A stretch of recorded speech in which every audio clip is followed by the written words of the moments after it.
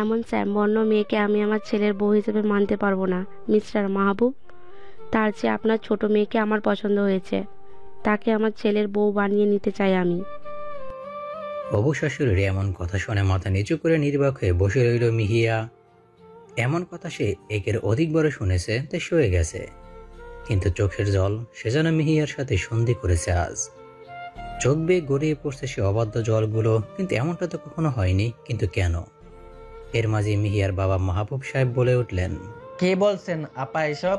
আপনার ছেলেই তো আমাকে বলেছে সে মিহুকে পছন্দ করে। তাহলে ও তো ছোট, আর এই বয়সী ছেলেরা এমন কথা বলবে তাতে কান দিতে নেই।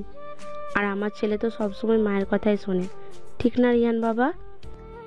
মিহিয়ার হবু পর রিয়ানো ওর মায়ের কথা সম্মতিসূচক মাথা নাড়ালো। তার কথা মাহবুব আলম চেঁচিয়ে বলে উঠলেন, এমন ভাব করছো যেন ভাজা মাছ উল্টো করে খেতে পারো না। আমার মেয়েটাকে নিয়ে এমন খেলা না খেললেও পারতে রিহান।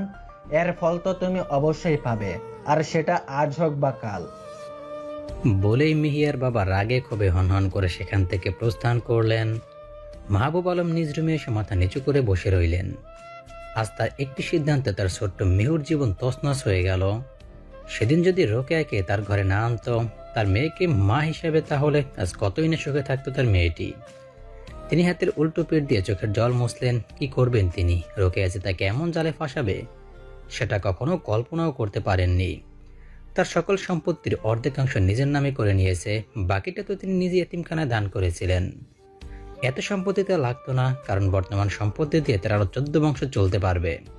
কিন্তু সব দেশের নিজের নামে করে নেবে তা জানতো কে? মিহিয়ার বাবা হওয়া মাত্রই মিহিয়ার ছোট বোন মানে সৎ বোন রুষাকে বউ সাজিয়ে নিয়ে এসেছে তার ছোট মা মিসেস রোকেয়া।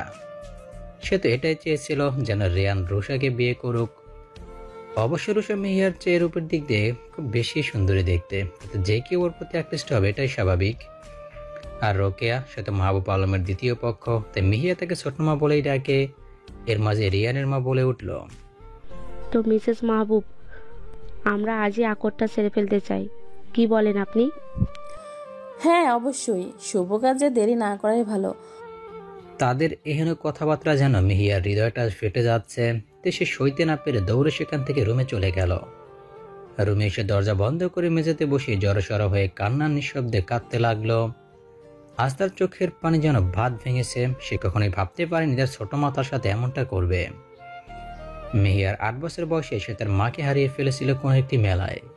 সেদিন তার বাবা অনেক খোঁজাখুঁজির পরও মেহিয়ার মাকে পায়নি আর, তাই তো তিনি তার বড় ভাইদের কথা মতো মেহিয়ার দেখাশোনার জন্য রোকেয়াকে বিয়ে করার সিদ্ধান্ত নিয়েছিলেন। কিন্তু কে জানতো সে সিদ্ধান্তই তার আদরের মেয়েটির জীবনে কাল হয়ে দাঁড়াবে। মেহিয়া ডুকরে কেঁদে উঠে বলল, কেন মা, আমায় একা ফেলে চলে গেলে? শুনছো না তুমি? তোমার এই ছোট্ট মেহুটির বুক ফাটা আর্তনাদ। কেউই আমাকে আর ভালোবাসে না, শুধু বাবাই ছাড়া। নিঃশব্দে কান্না করতে করতে চোখগুলো ফুলে উঠল মিহিয়ার। সে দ্রুতই ওয়াশরুমে গেল। মুখে পানির ঝাড়া ঝাপটা দিয়ে ফ্রেশ হয়ে রুম থেকে বেরিয়ে কিচেনে গেল। অতিথিদের জন্য নাস্তা বানিয়ে তাদের দিতে এগিয়ে যেতেই রুষার খালা রোনাইয়া মিহিয়ার হাত থেকে ট্রেটা ছিনিয়ে নিয়ে দু একটা নিরামিষ বাক্য শুনিয়ে চলে গেল। মিহিয়া মুচকি এসে দরজার আড়া লাগিয়ে দাঁড়ালো। দেখতে পেল তারই হবু বর তার ছোট বোনকে রিং পরাচ্ছে। কতই না খুশি হয়েছে মেয়েটি। মেহিয়া দীর্ঘ নিঃশ্বাস ফেলে সেখান থেকে রুমে চলে এলো। দিন দুয়েক চলে গেল এমন করেই, কিন্তু মেহিয়ার প্রতি অত্যাচার তো আর থামছে না। ভার্সিটির ক্লাস শেষ হতে না হতেই বাড়িতে হাজির হয়। এই সময় সকলে আড্ডা দেয়। ভার্সিটিতে আসছে দৌড়ে বাড়ি যাওয়ার উদ্দেশ্যে। পৌঁছাতে দেরি হলেই তার খাওয়া বন্ধ। সেদিনের জন্য তার সাথে গরম খুন্তির স্যাক। মুখ বুজে সহ্য করেছে, এছাড়া নেই কোনো উপায়। কোথায় যাবে সে? কার কাছে যাবে? নেই কোনো চেনা পরিচিত আত্মীয়। আপন বলতে একমাত্র তার ফুপি ও ফুফাতো বোন রিয়াপু আর তানিপু। তারাই তাকে ভীষণ রকমের ভালোবাসে, তবে তারা তাকে ঢাকা শহরের বাইরে, যেখানে যাওয়া একদমই সম্ভব নয় মিহিয়ার কাছে। কিন্তু তার বাবার প্রতি তার একরাশ অভিমান জমা হয়ে আছে। কারণ তার এমন অত্যাচারে তার বাবা কিচ্ছুটি বলেন না রোকেয়া বেগমকে। কেমনি বা বলবেন?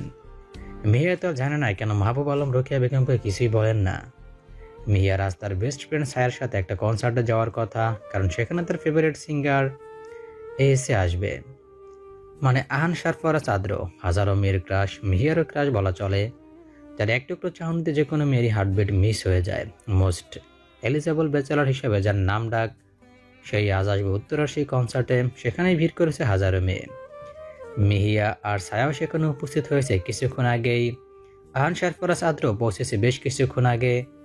অবশ্য কনসার্ট শুরু হতে এখনো সময় আছে। জাস্ট আদ্রের কণ্ঠ শোনাতে বিমোহিত হলেই সেখানে বসে আছে মেয়েরা। বেশ অনেকক্ষণ হলো কনসার্ট শুরু হয়েছে। আদ্রও গান গাইছে, যেটা মিহিয়া প্রতিনিয়ত শোনে। দিল কো কারারায়া, মিহিয়ার ফেভারিট একটা গান। মিহিয়া মনে মনে খুশি হয়েছে এটা ভেবে যে তার ক্রাশ তারই ফেভারিট গান গাইছে, তাতে সেও মনে মনে সুর মিলাচ্ছে। दुआ भी लगे ना मुझे, दवा भी लगे ना मुझे, जब से दिल को मेरे तू लगा है। नींद रातों की मेरी, चाह बातों की मेरी, चैन को भी मेरे तूने यूं ठगा है। গানটা এতটা সুন্দর করে গাইছে যেন তার ভাষা নেই সেটাকে এক্সপ্লেন করার। প্রতিটা লাইন যেন সে নিজ আবেগ দিয়ে গিয়েছে। এতটাই ইমপ্রেসিভ ছিল সেই গানের সুর যে কেউ তার প্রেমে পড়তে বাধ্য। গান শেষ হওয়া মাত্র চারিদিক থেকে হই হুল্লোড় শুরু হয়ে গেল। মিহিয়া আর সায়া সেখান থেকে যাওয়ার প্রস্তুতি নিচ্ছে। এমন সময় সকলকে অবাক করে দিয়ে আদ্র একগুচ্ছ কালো গোলাপ নিয়ে মিহিয়ার সামনে হাঁটু গিরে বসে বলতে লাগলো, Mehul, will you marry me? Can I have you? আদ্রের এমন প্রপোজালে সকলের খালি একটাই আবদার মিহিয়ার প্রতি, সেটা হলো অ্যাকসেপ্ট হিম। কিন্তু মিহিয়া কিছু না বলেই সায়ার হাত ধরে নিয়ে বেরিয়ে এলো কনসার্ট থেকে। আদ্রের এই প্রপোজাল লাইভ দেখানো হচ্ছিল, তাই মিহিয়া কিছু বলতে পারেননি, কারণ সে জানে আজ তার উপর কি বয়ে যেতে পারে। মিহিয়া কেমন করে বেরিয়ে আসতে দেখে সায়া জিজ্ঞেস করলো, মিহু, কি হয়েছে? তুই ওনাকে একসেপ্ট করিসনি কেন? কেন করিনি সেটা তুই বুঝতে পেরেও কেন এমন প্রশ্ন করছিস? কিন্তু ওনার প্রপোজাল। প্লিজ আমাকে এটা নিয়ে আর বলিস না। আজ থেকে হয়তো বাসার বাইরে আসা বন্ধ করে দিবে। কিচ্ছু হবে না, দেখিস সব ঠিক হয়ে যাবে। হুম। কথাটা বলতে বলতে মিহিয়ার বসার সামনে আসতেই দেখতে পেল রোকেয়া বেগমকে। হয়তো খুন্তিয়াতেই দাঁড়িয়ে আছে। সে শুকনো ঢোক গেলে ছায়াকে বিদায় দিয়ে বাসার দিকে এগিয়ে গেল। আদ্র সেখান থেকে উঠে সোজা গাড়ি নিয়ে নিজেই ড্রাইভ করে চলে এলো বাসায়। আর বাসা আসার পর থেকে একটা কথা বিড়বিড় করছে, শ্যামা পাখি, তুমি আমাকে রিজেক্ট করলে তুমি শুধুই আমার, আর কারো হতে দিব না তোমাকে। মিহু আদ্রকে কেউ আলাদা করতে পারবে না। মিহু শুধুই আদ্রের। I need you at any cost. সময় চলছে তার আপন গতিতে। সেদিনের পর থেকে সপ্তাহখানেক হতে চললে মিহিয়ার কোনো খোঁজই পাচ্ছে না আদ্র। এমন কোনো মাধ্যম নেই যেখানে খোঁজ নেয়নি। শেষে মিহিয়াদের বাসার সিসি ক্যামেরা হ্যাক করতেই তার স্বস্তির নিঃশ্বাস পড়ল। ক্যামেরা দেখা যাচ্ছে মিহিয়া রুমে বিছানার এক কোণে বসে আছে। আদ্র মুচকি হাসি দিয়ে মনে মনে বলছে, মিহু পাখি, তোমার খোঁজ অবশেষে পেলাম। আজ থেকে পুনরায় তোমার প্রতি নজর রাখবো, একেবারে সিক্রেট নজর। কেউই বুঝবে না, শুধু আমি ছাড়া। আর তোর প্রতি করা প্রতিটা অন্যায়ের শাস্তি তো আমি মিসেস রোকেয়া, মিসেস মাহবুবকে দেবই, সাথে তোমার প্রাণ প্রিয় পিতা জানকেও। সব কিছুর মূল খলনায়ক তুমি। আমি যা জানি ওনার সম্পর্কে তার সামান্য পরিমাণও তুমি জানো না মেহ পাখি। আনমনে মোবাইলটা হাতে নিয়ে মিহিয়ার প্রতিটা ছবি খুব যত্ন সহকারে দেখছে আদ্র। তার শ্যামা পাখিটা আসলেই মায়াবতী, অসম্ভব মায়াবী। কাজল কালো আঁখি যুগলের পানে তাকিয়ে যেন হাজারটা বছর পার করে দিতে পারবে। মোবাইল অফ করে পাশে রেখে দিয়ে মিহিয়াকে নিয়ে ভাবনার জগতে পাড়ি জমালো আদ্র। ভাবছে সেদিনের কথা, ফ্ল্যাশব্যাক। 2 বছর আগের কথা। সেদিন আদ্র তার ফুপির বাসায় যাচ্ছিল। হঠাৎ করে মাঝ রাস্তার জ্যামে পড়ে একটা বিশ্রী পরিস্থিতির মুখোমুখি হয়ে পড়ছিল সে। সামনের মোড়ে তাকাতে একটা ফুচকার দোকানে চোখ আটকে গেল আদ্রের। আর সেখানেই সেদিনই সে তার মায়াবিনীর দেখা পেয়েছিল, যেদিন প্রথম তার পাথর হৃদয়ে ফুল ফুটেছিল। কি দারুণ করে হাসতে পারে মেয়েটি, একেবারে চঞ্চল প্রকৃতির। প্রকৃতির নিচেতে যেন বানিয়েছে তাকে একটু একটু করে নিপুণ শৈল্পিকতায় মুড়িয়ে। মেহিয়ার প্রাণবন্ত হাসিতেই মুগ্ধ হয়েছিল আদ্র সেদিন। আসার সময় মুখে টোল পড়া মুহূর্তটা যেন থমকে গিয়েছিল সে। কি দারুণ হাসি, মনের গহীনে ঘন্টা বাজিয়ে দিয়েছিল একেবারে। হঠাৎ ভাবনার মাঝে পথেই ব্যাঘাত ঘটিয়ে পাশে থাকা মোবাইলটা বেজে উঠল। চমকে উঠে সে মোবাইল হাতে নিতেই একরাশ বিরক্তিতে ভর করলো তার চোখে মুখে। কানে দিতেই ওপাশ থেকে নাক টানা নেকামো কণ্ঠে আওয়াজটা এলো। আদ্র, তুমি জানো না তোমায় আমি কতটা ভালোবাসি। তো তুমি কেন ওই মিডল ক্লাস মেয়েটাকে প্রপোজ করছো, যেটা পুরো লাইফ ছিল, পুরো বিধি দেখেছি সেটা। None of your business. Nitu অন্য কোনো প্রয়োজনে ফোন দিয়ে থাকলে বলতে পারো, অযথা তো আমার সময় অপচয় করিও না। You know I don't like it. আজ আমার কথাটা তোমার অযথা মনে হচ্ছে? অন্তত আমার এই কথাটা তো শোনো, আমি তোমাকে। বাকি কথাটা বলার আগে লাইন কেটে দিল আদ্র। সে জানে নিতু ওকে কি বলবে। আলাইনে নিতু আদ্রের মামাতো কাজিন, বেশ কয়েকদিন ধরে মেয়েটাকে জ্বালিয়ে মারছে। চরিত্র মোটেও ভালো না এই মেয়ের, সারাটা রাত নাইট ক্লাবেই কাটায়, আবার সে আসছে ভালোবাসার কথা বলতে।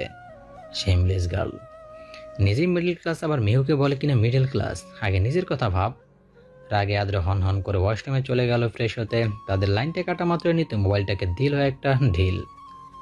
সাথে সাথেই মোবাইলটার প্রাণ সোজা দেহ থেকে বেরিয়ে আসমানের পথে উড়াল দিল। নিতুর মেজাজ এখন বেশ তুঙ্গে। নিতু শুধু চায় আদ্রের সাথে কয়েকটা মাস খুব ক্লোজলি মিশে নিজেকে সেলিব্রিটি হিসেবে তৈরি করতে। তারপর ওকে বিয়ে করতে পারলে ওর সকল প্রপার্টি হাতের মুঠোয়। শুদ্ধ হাতে দাঁত কটমট করে মনে মনে আওড়াতে লাগলো। তোমাকে যদি আমি আমার না করতে পারি, তাহলে অন্য কেউই তোমার হতে দেব না mister Ahan Sarfaraz Adra. You are only mine. No no, your property is only mine. বলেই রহস্যময় একটা হাসি দিয়ে বেরিয়ে গেল রুম থেকে। সেদিন মিহিয়া বাসায় ঢোকা মাত্রই খুন্তি দিয়ে অসহ্য পরিমাণ মেরেছিল রোকেয়া বেগম। এমন জঘন্যভাবে মারতে তার একটুকুও বুক কাঁপেনি, মা হয়েও কষ্ট হয়নি তার। বরং মিহিয়াকে মেরে সেদিন চরম শান্তি নিয়ে ঘুম দিয়েছিল রোকেয়া বেগম। দাগ এখন পিঠে বেশ চকচক করছে, পানি লাগলে অসহ্য জ্বালাতন হয়। সেদিন চোখের জল শুকিয়ে গেছে কাঁদতে কাঁদতে। এভাবেই প্রতিটা দিন মিহিয়ার উপর চরম অত্যাচার করেছিল সে। শান্তিতে একবেলা ঘুমাতে আর খেতেও দেয়নি। সব মিলে বেহাল দশায় ছিল মিহিয়া। রোকেয়া বেগমের সাথে তো তার মেয়ে রুষাও ছিল, সেও কম অত্যাচার করেনি মিহিয়ার প্রতি। মাহবুব আলম শুধু চেয়ে চেয়ে দেখতেন, কিছুই বলতে পারতেন না। মিহিয়া করুণ চোখে তার দিকে তাকালে তিনি সেখান থেকে চলে আসতেন। পারতেন না মেয়েকে এমন ডাইনি মহিলার হাত থেকে রক্ষা করতে। সেদিনের পর থেকে মিহিয়াকে এক সপ্তাহ বাসার বাইরে বের হতে দেননি রোকেয়া বেগম। তাই এই এক সপ্তাহে মিহিয়া বেশ কিছু জিনিস আন্দাজ করতে পেরেছিল। আসলে কেন তাকে এত অত্যাচার করে তার ছোট মা। ক্লু পেলেও কি হবে, প্রয়োজন তো তার প্রমাণ, এভিডেন্স। কিন্তু পাবে কোথায় সে? প্রত্যেকবার এই কথাগুলো চিন্তা করতে গোলক ধাঁধায় পড়েছে সে। তাহলে কি এর পেছনে বড় কোনো রহস্য আছে? আমার মাকে তাহলে না না, এমন কেন করবে আমার বাবা? আজ সকালে বেশ সকালে উঠেছে সে। আজ আবার ভার্সিটি যাবে। রোকেয়া নিজেই তাকে বলেছে যাওয়ার জন্য। সাথে রোকেয়া বেগম মিহিয়ার মোবাইলটা অন দিয়ে দিল যাওয়ার জন্য। মিহিয়া বেশ অবাক হলো, প্রকাশ করলো না।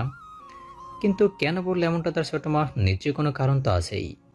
বেশ কিছুক্ষণ অপেক্ষা করছে। এক সপ্তাহে একটিবারও কথা হয়নি ছায়ার সাথে। আধা ঘন্টা বলেও এখন আসছে না ছায়া। তাই সে ক্যাম্পাসে তার প্রিয় জায়গাটা যাওয়ার জন্য এগিয়ে গেল। বেশ নিরিবিলি জায়গাটা, চারিদিকে গাছগাছালিতে ঘেরা জায়গাটা। পাশেই কয়েকটা রুম খালি পড়ে আছে। এ সময় কেউ এই দিকটাতে তেমন একটা আসে না।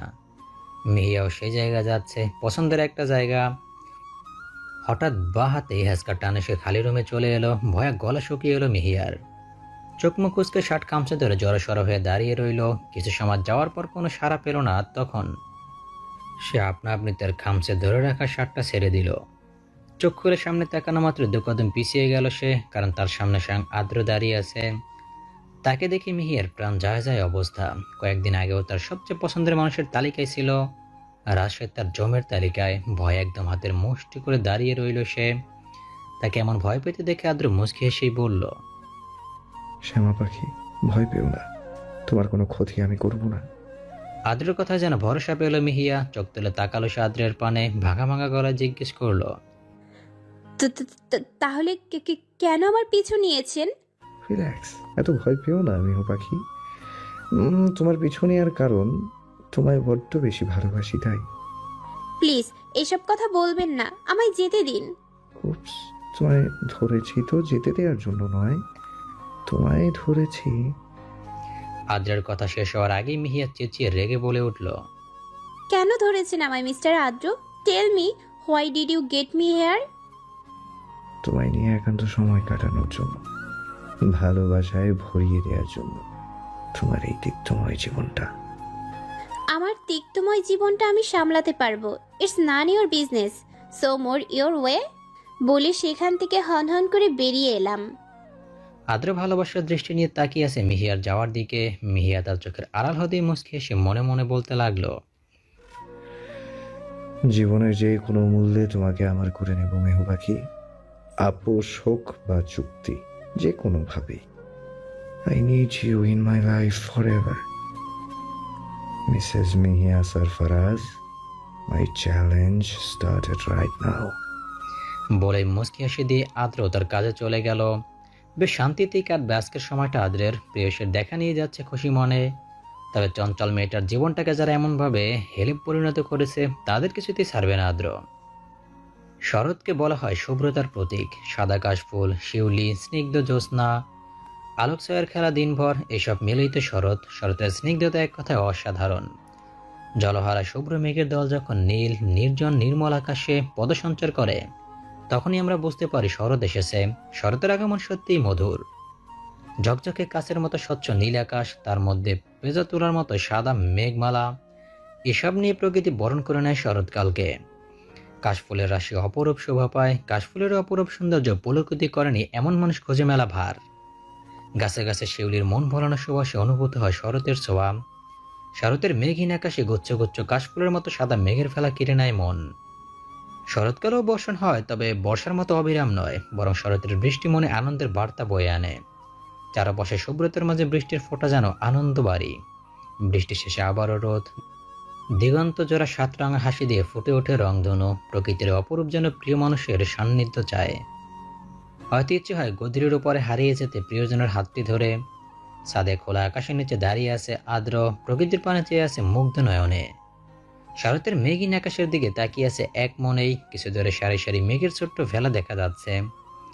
এমনই এক গোধূলিতে হারিয়ে যেতে চায় আদ্র তার মিহু পাখিকে নিয়ে, তার প্রিয়সীর হাত ধরে। আদ্রের মনটা বেশ খুশি, কারণ তার মা নিজেই বলেছে সে মিহিয়াকে নিজের পুত্রবধূ হিসেবে দেখতে চায়। যে মানুষটি প্রেম ভালোবাসাকে এতটাই ঘৃণা করত, সে নিজ মেয়েকে পর্যন্ত মেনে নেননি। আজ সে মানুষটাই বলেছে সে তার ছেলের পছন্দের মানুষকে পুত্রবধূ হিসেবে চাইছে। এর চেয়ে খুশির খবর আর কি আছে আদ্রর জন্য? এখন শুধু মিহিয়ার রাজি হওয়ার পালা, তাহলে সে একেবারে তাকে আপন করে নিবে। আদ্র কথাগুলো আনমনে ভাবতেই তার ফোনে কল এলো। আচমকা এমন হওয়াতে সে একটু বিরক্ত হলো। তবে স্ক্রিনে থাকা নামটা দেখে তার হুঁশ উড়ে যাওয়ার উপক্রম। সে মানুষের পিছনে ঘুরতে ঘুরতে ক্লান্ত প্রায়। আজ সেই মানুষটাই তাকে ফোন করেছে। ঠোঁটের সেই কিঞ্চিত পরিমাণ হাসিটা আরো গাঢ় হলো। খুশি মনে রিসিভ করতে উপাস থেকে ফুপিয়ে কান্নার আওয়াজ এলো। আদ্র ভাইয়া, মিহু। আচমকা ছায়ার কান্না কণ্ঠে মিহুর কথা শুনে আদ্রের বুকের ধুকবুকানি শুরু হয়ে গেল। কোনো কিছু হারিয়ে ফেলার ভয় তাকে ঘিরে ধরলো। কেমন অস্থির অস্থির লাগছে তার। ভয়ে গলা শুকিয়ে আসছে বারবার। সে অস্থির হয়ে জিজ্ঞেস করলো ছায়াকে, কি হয়েছে মিহু পাখির? ছায়া, প্লিজ আনসার মি। মিহুকে ওর ছোট মা প্রচন্ড পরিমাণে মেরেছে, যে মারার চোটে অজ্ঞান হয়ে গিয়েছে। তার সাথে বাড়ি থেকে বের করে দিয়েছে। হোয়াট? কখন হয়েছে এসব? এখন কোথায় আমার মিহু পাখি? আর তুমি বা কোথায়? আপনি প্লিজ এখানে হসপিটালে চলে আসুন, আপনাকে মেসেজে অ্যাড্রেস দিয়ে দিচ্ছি। Okay, I am coming in 10 minutes. Adro গাড়ি নিয়ে দ্রুতই বেরিয়ে গেল ছায়ার দেয়া ঠিকানায়। 10 মিনিটের কম সময় সেখানে উপস্থিত হলো। ভেতরে ঢুকেই দেখতে পেল ছায়া বারান্দায় বসে আছে। আদ্র সেদিকে এগিয়ে গিয়ে ছায়ার কাঁধে হাত রাখলো। হঠাৎ কারো উপস্থিতি টের পেয়ে চোখ তুলে তাকাতেই আদ্রকে দেখতে পেয়ে দাঁড়িয়ে গেল। আদ্র অস্থির হয়ে ছায়াকে জিজ্ঞেস করলো, ছায়া, আমার মিহু পাখি কেমন আছে এখন? ডাক্তার কি বলেছেন? ঠিক হয়ে যাবে তো? আদ্রের অস্থিরতা দেখে ছায়া মুচকি হেসে, ভাইয়া রিল্যাক্স, মিহু আলহামদুলিল্লাহ এখন ভালো আছে, তবে মাথার আঘাত পাওয়াতে সেন্সলেস হয়ে গিয়েছিল। থ্যাঙ্কস গড, আমার তো প্রাণ বেরিয়ে যাওয়ার উপক্রম। যাই হোক, ও এখন কোথায়? কেবিনে শিফট করবে এখন মেবি। তাদের কথার মাঝে ডাক্তার এসে উপস্থিত হলো। আদ্র ডাক্তারের দিকে পিট করে দাঁড়ানোতে তাকে খেয়াল করেনি। তিনি তাদের উদ্দেশ্যে বললেন, মিস মিহিয়ার গার্জিয়ান কি আপনারা? এবার ডাক্তারের দিকে ফিরে আদ্র জবাব দিল, উনি মিস মিহিয়া নয় ডাক্তার সাহেব, Mrs Mihiya Sarfaraz, my wife. আর হ্যাঁ, আমরাই ওর বাড়ির লোক। এখন কেমন আছে আমার ওয়াইফ? আদ্রের কথায় বেশ অবাক হলো ছায়া। তার চেয়ে বেশি অবাক হলেন ডাক্তার। তবে ডাক্তার সাহেব নিজেকে সামলে নিয়ে হালকা কেসে বললেন, আলহামদুলিল্লাহ, she now out of danger. Oh thanks. That's fine mister Adro. যাই হোক, ওনাকে এখন কেবিনে শিফট করা হবে। ওকে। It's my pleasure. তবে স্ত্রীর প্রতি খেয়াল রাখবেন। আদ্র ডাক্তারের উদ্দেশ্যে মুচকে এসে জবাব দিল। Yeah sure. পিট পিট করে চোখ খুলতে নিজেকে একটা আবদ্ধ ঘরে আবিষ্কার করলো মিহিয়া। ধীরে ধীরে উঠে বসলো সে। তাকিয়ে দেখলো চারিদিকটা। ঘরটা বেশ বড় বললেই চলে, বেশ সুন্দর আর গোছালো রুমটা। কিন্তু ও এখানে কেন বুঝতে পারছে না। ও তো বাসায় না, ওকে তো ওর ছোট মা মেরেছিল, যার কারণে সে সেন্সলেস হয়ে গিয়েছিল। তাহলে এটা তো তাদের বাড়ির কোনো রুম নয়, ছায়াদের। কিন্তু ছায়াদের বাড়ির প্রত্যেকটা কোণা সে চিনে। তাহলে কার বাড়ি? সে এলোই বা কেমনে? হঠাৎ ওয়াশরুমের দরজা খুলতে চমকে উঠল মিহিয়া। মিহিয়াকে চমকে দিয়ে সেখান থেকে বের হয়ে আসলো আদ্র। আদ্র কেমন অবস্থায় রুমে দেখে ভয় পেয়ে গেল মিহিয়া। ভয় পেয়ে জড়সড় হয়ে বসলো। দুইটার মাঝে মাথা দিয়ে ফুপিয়ে কান্না করে দিল সে। আদ্রের এতক্ষণ খেয়ালই ছিল না তার রুমে আরেকজন মানুষের অস্তিত্ব বিরাজ করছে। কারা ফুপিয়ে কান্নার আওয়াজে পেছন ফিরতে মিহিয়াকে দেখে স্বস্তির নিঃশ্বাস ফেলল, কিন্তু বুঝতে পারল না সে কেন কান্না করছে। দ্রুতই কাবার থেকে কাপড় নিয়ে চেঞ্জ করে নিল। আদ্রের ডাকে মাথা উঁচু করে তাকালো মিহিয়া। তার চোখে স্পষ্ট ভয়ের আভা ফুটে উঠেছে। মিহিয়ার কাছে গিয়ে দুগালে হাত দিয়ে জিজ্ঞেস করলো, মিহু পাখি কেমন লাগছে এখন? আমি এখানে কেন? প্লিজ আমায় যেতে দিন। ফুপিয়ে কান্না করতে করতে বলল মিহিয়া। বেশ, যাবে, তবে সুস্থ হও। না, আমি এখন যাব। এত কথা কেন বলো তুমি? আদ্রের ধমকে চুপসে গেল মিহিয়া। আদ্র এবার গম্ভীর কণ্ঠে জিজ্ঞেস করলো, মিহু, সেদিন কি হয়েছিল?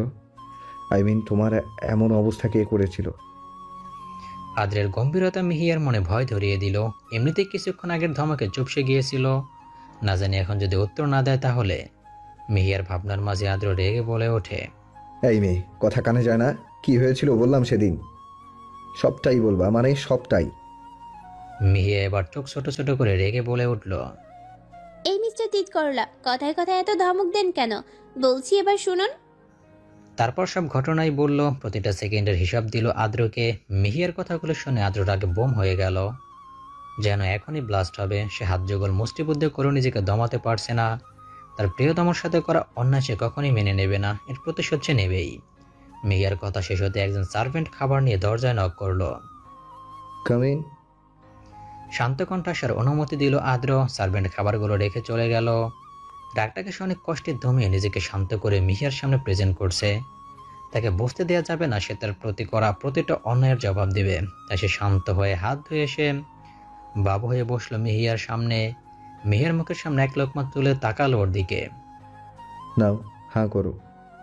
মিহিয়া নাক মুখ কুচকে জবাব দিল, খাবো না। নো মো ওয়ার্ডস। চুপচাপ হাঁ করো, না হলে জোর করে খাওয়াবো। আদ্রের কথা মিহিয়ার মুখ আপনা আপনি হা হয়ে গেল। আদ্রের সুবিধা মতো লোকমাটা মিহিয়ার মুখে চালান করে দিল। এভাবেই একে একে সবগুলো মিহিয়াকে খাইয়ে সে প্লেট নিয়ে বেরিয়ে যাচ্ছিল। কি মনে করে পেছনে ফিরে তাকালো মিহিয়ার দিকে, গম্ভীর স্বরে বলে উঠল, চুপচাপ শুয়ে থাকো, আমি এখনই আসছি। বলেই বেরিয়ে গেল আদ্র। এতক্ষণ আদ্রের সামনে কিছু বলতে না পারলো, এখন বসে বসে আদ্র 14 বংশ উদ্ধার করতে লাগলো মিহিয়া। রাত 12:37। এ সময় তেমন কেউই ফোন দেয় না মাহবুব আলমকে, কিন্তু আজ ফোন পেয়ে বেশ অবাক হলেন তিনি। ফোন রিসিভ করতেই ওপাশ থেকে একটা অপরিচিত গম্ভীর নারী কণ্ঠস্বর ভেসে হলো মাহবুব আলমের কানে। আর সেটা হলো, ভয় পেয়ে জিজ্ঞেস করলো মাহবুব আলম, সময় হলে জানতে পারবে। সিউ সোনা। বলেই কল কেটে দিল মহিলাটি। মাহবুব আলম বেশ ভয় পেয়ে গেলেন, কিন্তু সে জানলো কেমন করে? আর তাকে তো সে নিজ হাতেই কিছু মেলাতে পারছে না মাহবুব আলম। তবে মিহিয়ার জন্য তার বেশ খারাপ লাগছে, আপন সন্তান বলে কথা। তবুও তাচ্ছিল্যের হাসি দিয়ে শুয়ে পড়ল সে। আপাতত আর সব ভাবতে চায় না। সাদা মেঘের ভেলা ভাসিয়ে শরৎ বিদায় নিয়েছে সদ্যই। হেমন্তের শিশির বিন্দুতে সাদা কাশফুলের রঙও এখন ধূসর প্রায়। শীতের আগমনী বার্তায় ঘন কুয়াশার চাদরে ঢাকা পড়েছে ভোরে সোনারাঙা রোদ। বিকেল 5টা না বাজতেই পশ্চিমে ঢলে পড়েছে সূর্য। গদরি লগ্ন পেরিয়ে জলদি নেমেছে আসছে সন্ধ্যা। ভোরের আলো ফুটতে স্নিগ্ধ শিশিরে ভেজা সবুজ ধানের পাতাগুলো নুইয়ে পড়ছে বাতাসে। সাত সকালে বয়ে আসা হিমেল হাওয়ার আর টের পাওয়া যাচ্ছে। ধীর পায়ে শীত নামছে প্রকৃতিতে। আর শিশির ভেজা ভোর যেন জানান দিল ধীর পায়ে শীত আসছে। ভোরের আলো ফোটার আগেই প্রকৃতিতে আজ ভর করেছে ঘন কুয়াশা। চারিদিকেতে আজ সূর্যের আভা ছড়ায়নি। নেমে এসেছে শীতের আমেজ। শীতের সকালে বাগানে খালি পায়ে শিশিরে ভেজা ঘাসের উপরে হাঁটছে মিহিয়া। অনেকদিন পর এমন সুযোগ পেয়ে খুবই খুশি সে। শীতের জানান দিতেই কুয়াশার আচ্ছন্ন চারদিকটা। ওই বাড়িতে থাকাকালীন সময় শুধু অত্যাচারের কারণে একটু শান্তিতে থাকতে পারেনি সে। সেখানে শিশির ভেজা সকালটা দূরে থাক, আজ এই মিষ্টিময় মুহূর্তে মিহিয়ার সাথে আছে শাহানা ইয়াসমিন, আদ্রের মা। উনি একেবারে চলে এসেছিলেন সেদিনই, যেদিন মিহিয়া এসেছিল শালসাবিল মঞ্জিলে। সেদিনের পর থেকে মিহিয়াকে নিজের মেয়ের মতো আগলে রেখেছেন শাহানা ইয়াসমিন। হঠাৎ আজ সকালবেলা মিহিয়া আবদার করে বসলো সে নাকি বাগানে হাঁটবে, তাও খালি পায়ে। তিনি কি আর ফেলতে পারেন তার মেয়ের কথা? তিনিও সায় দিলেন মিহিয়ার কথায়। দুজন একসাথে হাঁটবে শিশির ভেজা সকালে, তাই তো আজ সকাল সকাল বেরিয়ে বাড়ির বাগানটাতে হাঁটছেন মিহিয়াকে নিয়ে। মিহি বাচ্চামোগুলো খিলখিলিয়ে হাসি, সব মিলিয়ে একটা ভালো লাগার মুহূর্ত গড়ে তুলছে আদ্রের মায়ের জন্য। আন্টি, আজ সকালটা বেশ ফুরফুরে, তাই না? রে মা, তোর আঙ্কেলের সাথে জানিস তোর আঙ্কেলের সাথে কতই না সময় কাটিয়েছে, এমন বেশ রোমান্টিক ছিল। তাই তো আজ কেমন লাগছে? তোমার সাথেই বেশ লাগছে। আমারও আজ প্রথম শীতের সকাল তোমার সাথে খুব ভালো লাগছে। এভাবে কথা বলছে দুজন আর আশপাশে ঘুরছে। মেয়েকে নিজের পুত্রবধূ করার আরো একটা মোক্ষম সুযোগ নিলেন তিনি। আর হয়তো একটি কারণও আছে, সেটা সকলের অজানা। সবকিছু সঠিক করে শাহানা ইয়াসমিনের মোক্ষম চালটাই ঢালবেন। হঠাৎ আদ্রকে এক ধ্যানে মিহিয়ার দিকে তাকিয়ে থাকতে দেখে মুচকে আসলেন শাহানা ইয়াসমিন। নিজে সেখান থেকে সরে এলেন, সুযোগ করে দিলেন আদ্রকে। আদ্র বুঝতে পেরে সেই সুযোগে মিহিয়ার ঠিক পেছনে চলে এলো। অনেকক্ষণ ধরে শাহানা ইয়াসমিনের উপস্থিতি না পেয়ে পেছন ফিরে তাকাতে চমকে উঠল মিহিয়া, কারণ তার ঠিক পেছনে আদ্র দুহাত গুজে দাঁড়িয়ে আছে, মুখে মুচকি হাসি, যেটা যে কোনো মেয়েকে ঘায়াল করতে যথেষ্ট। আর সেটা এখন মিহিয়ার একমাত্র ভয়ের কারণ। আদ্র ঘোর লাগা দৃষ্টিতে মিহিয়ার দিকে তাকিয়ে আছে, মিহিয়াও তাকিয়ে আছে তার চোখের দিকে। কতটা গভীর তার দু চোখ, সরু চ্যাপটা নাক, দুটোটের ঠিক নিচে লালচে একটা তিল, সিল্কে চুল যে ছেলেদের থাকতে নেই। সব মিলিয়ে একদম পারফেক্ট। মিহিয়া কখনো এতটা সামনে থেকে কোনো পুরুষ মানুষের দিকে তাকায়নি যতটা আদ্রের দিকে তাকিয়ে আছে। শ্যামা পাখি, আর কত ভাবে খুন করবে আমায় তুমি? হঠাৎ আদ্রের এহেন কথায় অবাক না হয়ে পারল না মিহিয়া, মুখ দিয়ে আপনা আপনি বের হয়ে এলো। মানে হলো তুমি এমন চুল ছেড়ে দিলে কেন? জানো, এই রূপে বারবার খুন হই আমি। যতবারই তুমি এই রূপে আমার সামনে আসো ততবারই আমি নিজেকে সামলাতে পারি না, যে বারবার ইচ্ছে করে তোমার মাঝে নিজেকে বিলিয়ে দিই। ইস, শখ কত! আপনি কেন আমার মাঝে নিজেকে বিলিয়ে দিবেন? এবার আদ্রের কথায় মুখ ভেঙচি দিয়ে জবাব দিল মিহি, ভালোবাসি তাই। কিন্তু আমি তো বাসি না। বলে হঠাৎ সে লজ্জা মাখা মুচকি হাসি দিয়ে সেখান থেকে দৌড়ে চলে গেল। আদ্র বোকার মতন মিহিয়া যাওয়ার দিকে তাকিয়ে রইল। কিছুক্ষণের পর নিজেই নিজের মাথা চাপড় দিল। আজও বোকা বানালো মিহু পাখি আমায়। উফ, এই মেয়েটা নির্ঘাত খুন করবে আমায়। এবারও একই কায়দায় মিহু তাকে মিষ্টি হাসি দিয়ে বোকা বানিয়ে চলে গেল। এমন করে গত 2 মাস যাবৎ যতবারে আদ্র তার কাছে আসতে চায় ততবার সে তাকে বোকা বানিয়ে চলে যায়। হ্যাঁ, সেদিনের পর থেকে এখন মিহিয়া আদ্রদের বাসায় থাকে। রুমে এসে বুকে হাত দিয়ে হাঁপাচ্ছে সে। যতবারই আদ্র তার মুখোমুখি কিংবা সামনে যায় ততবারই তার হার্টবিট এতটাই ফাস্ট চলে যে সে হার্ট অ্যাটাক করার উপক্রম। উফ, আরেকটুর জন্যই নির্ঘাত আজ শেষ দিন ছিল আমার জন্য। এই মানুষটাই না। বলেই কাবার থেকে ড্রেস নিয়ে ওয়াশরুমে চলে গেল শাওয়ার নিতে। আজ ভার্সিটি যাবে, তাও 2 মাস পর। আদ্র টোটালি নিষেধ ছিল, কিন্তু মিহিয়ার জোরাজোরিতেই সম্মতি দিল। তবে রিক্সা যাওয়া যাবে না। টানা 8 ঘন্টা পর শাওয়ার নিয়ে বেরিয়ে পড়লো মিহিয়া। এখন সোজা শাহানা ইয়াসমিনের রুমে যাবে, তারপর ব্রেকফাস্ট করে সোজা ভার্সিটি। অবশ্য গাড়ি নিয়ে যাবে, রিক্সা করে যাওয়াটা আদ্রে সরাসরি নিষেধ। ভার্সিটির গেটের সামনে দাঁড়িয়ে আছে মিহিয়া। কত অচেনা লাগছে ক্যাম্পাসটা, এতদিন পরে এলো ক্যাম্পাসে। সবকিছু যেন পাল্টে গেল। আসলে কোথাও বেশ কয়েকটা দিন যাওয়া হল না হলে পরবর্তীতে সেটা চিনতে বেশ অসুবিধা হয়। বাস্তবতা বলে কথা, চারিদিকে তাকিয়ে দেখছে মিহি। তার দেখার মাঝে এসে উপস্থিত হলো ছায়া। মিহিয়া ছায়াকে দেখা মাত্র জড়িয়ে ধরলো। ফোনে টুকটাক কথা হলো, সামনাসামনি একদমই দেখা হয়নি। একদমই। কেমন আছিস মিহু? বেশ ভালো, তুই? বেশ ভালোই, তবে তোকে ছাড়া একদম ভালো ছিলাম না রে। উপস, বাদ দে ওসব কথা, এখন ক্লাসে চল। দুজনেই হাঁটা দিল ক্লাসের দিকে। মাঝপথে তাদের থামিয়ে দিল একদল বখাটে। বখাটে বললে ভুল হবে, তারা সিনিয়র ফাইনাল ইয়ারের। প্রায়শই মিহিয়াদের ডিস্টার্ব করে তারা, বিশেষত মিহিয়াকে। সেদিনের পর থেকে যেদিন আদ্র মিহিকে সকলের সামনে কনসার্টে প্রপোজ করেছিল, প্রায় প্রতিটা দিনই এমন করত। 2 মাস পরে এসে শান্তি পেল না তারা, আজও ঠিক একই রকম।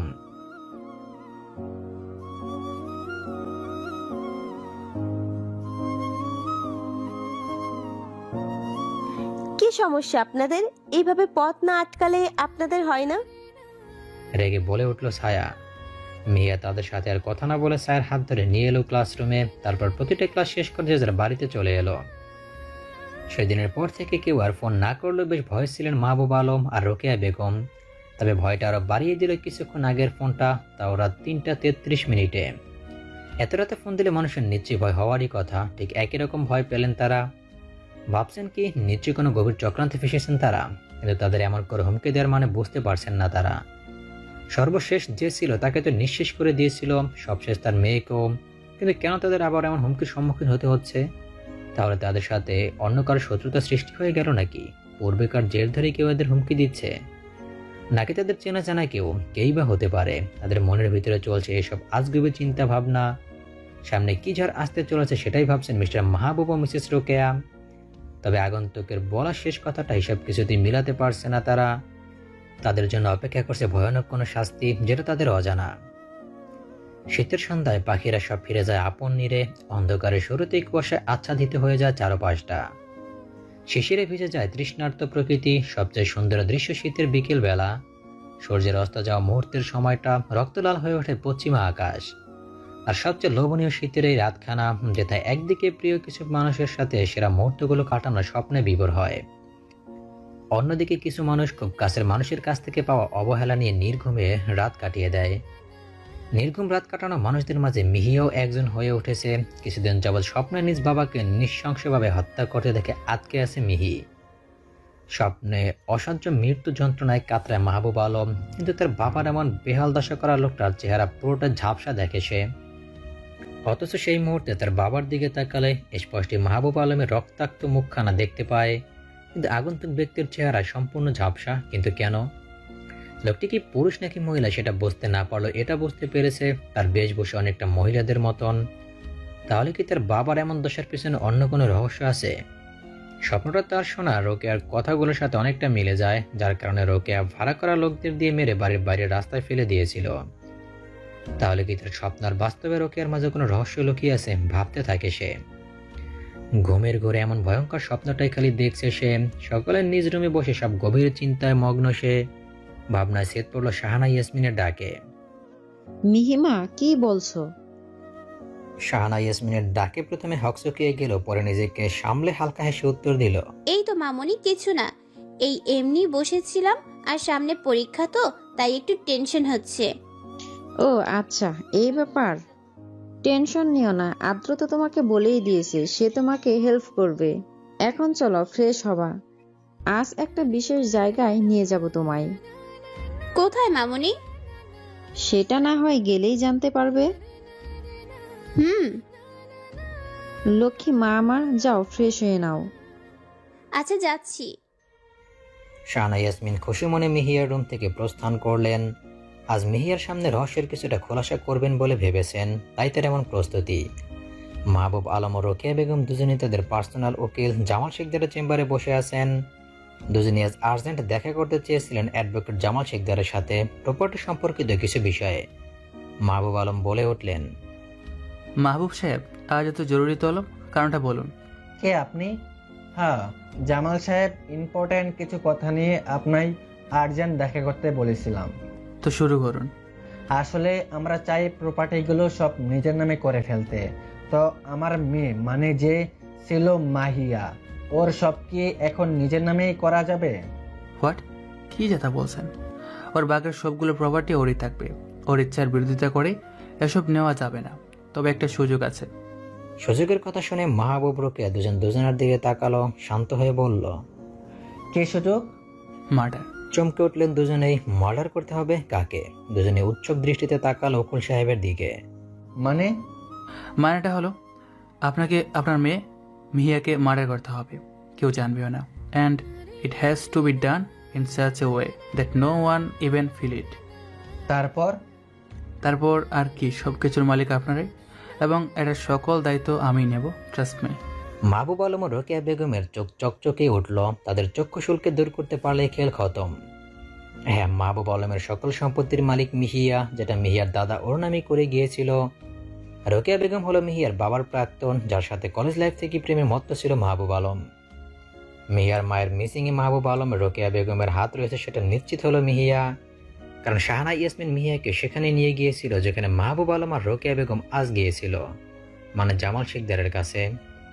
মিহিয়া আহত দৃষ্টিতে শাহানা ইয়াসমিনের পানে তাকালো। শাহানা ইয়াসমিন তাকে অভয় দিলেন আর শান্ত থাকতে ইশারা করলেন। তাদের ভাবনার মাঝে মাহবুব আলম বলে উঠলেন, আমি এক্ষুনি চাই ওই মাহিকে মার্ডার করতে। আমার সম্পত্তির প্রয়োজন। এত যদি নিজের আপন কাউকে বিসর্জন দিতে হয় তাতেও আমার হাত কাঁপেনি, আর কাঁপবেও না। I'll do the at any cost. Okay, তাহলে নেমে যান নিজেদের কাজে।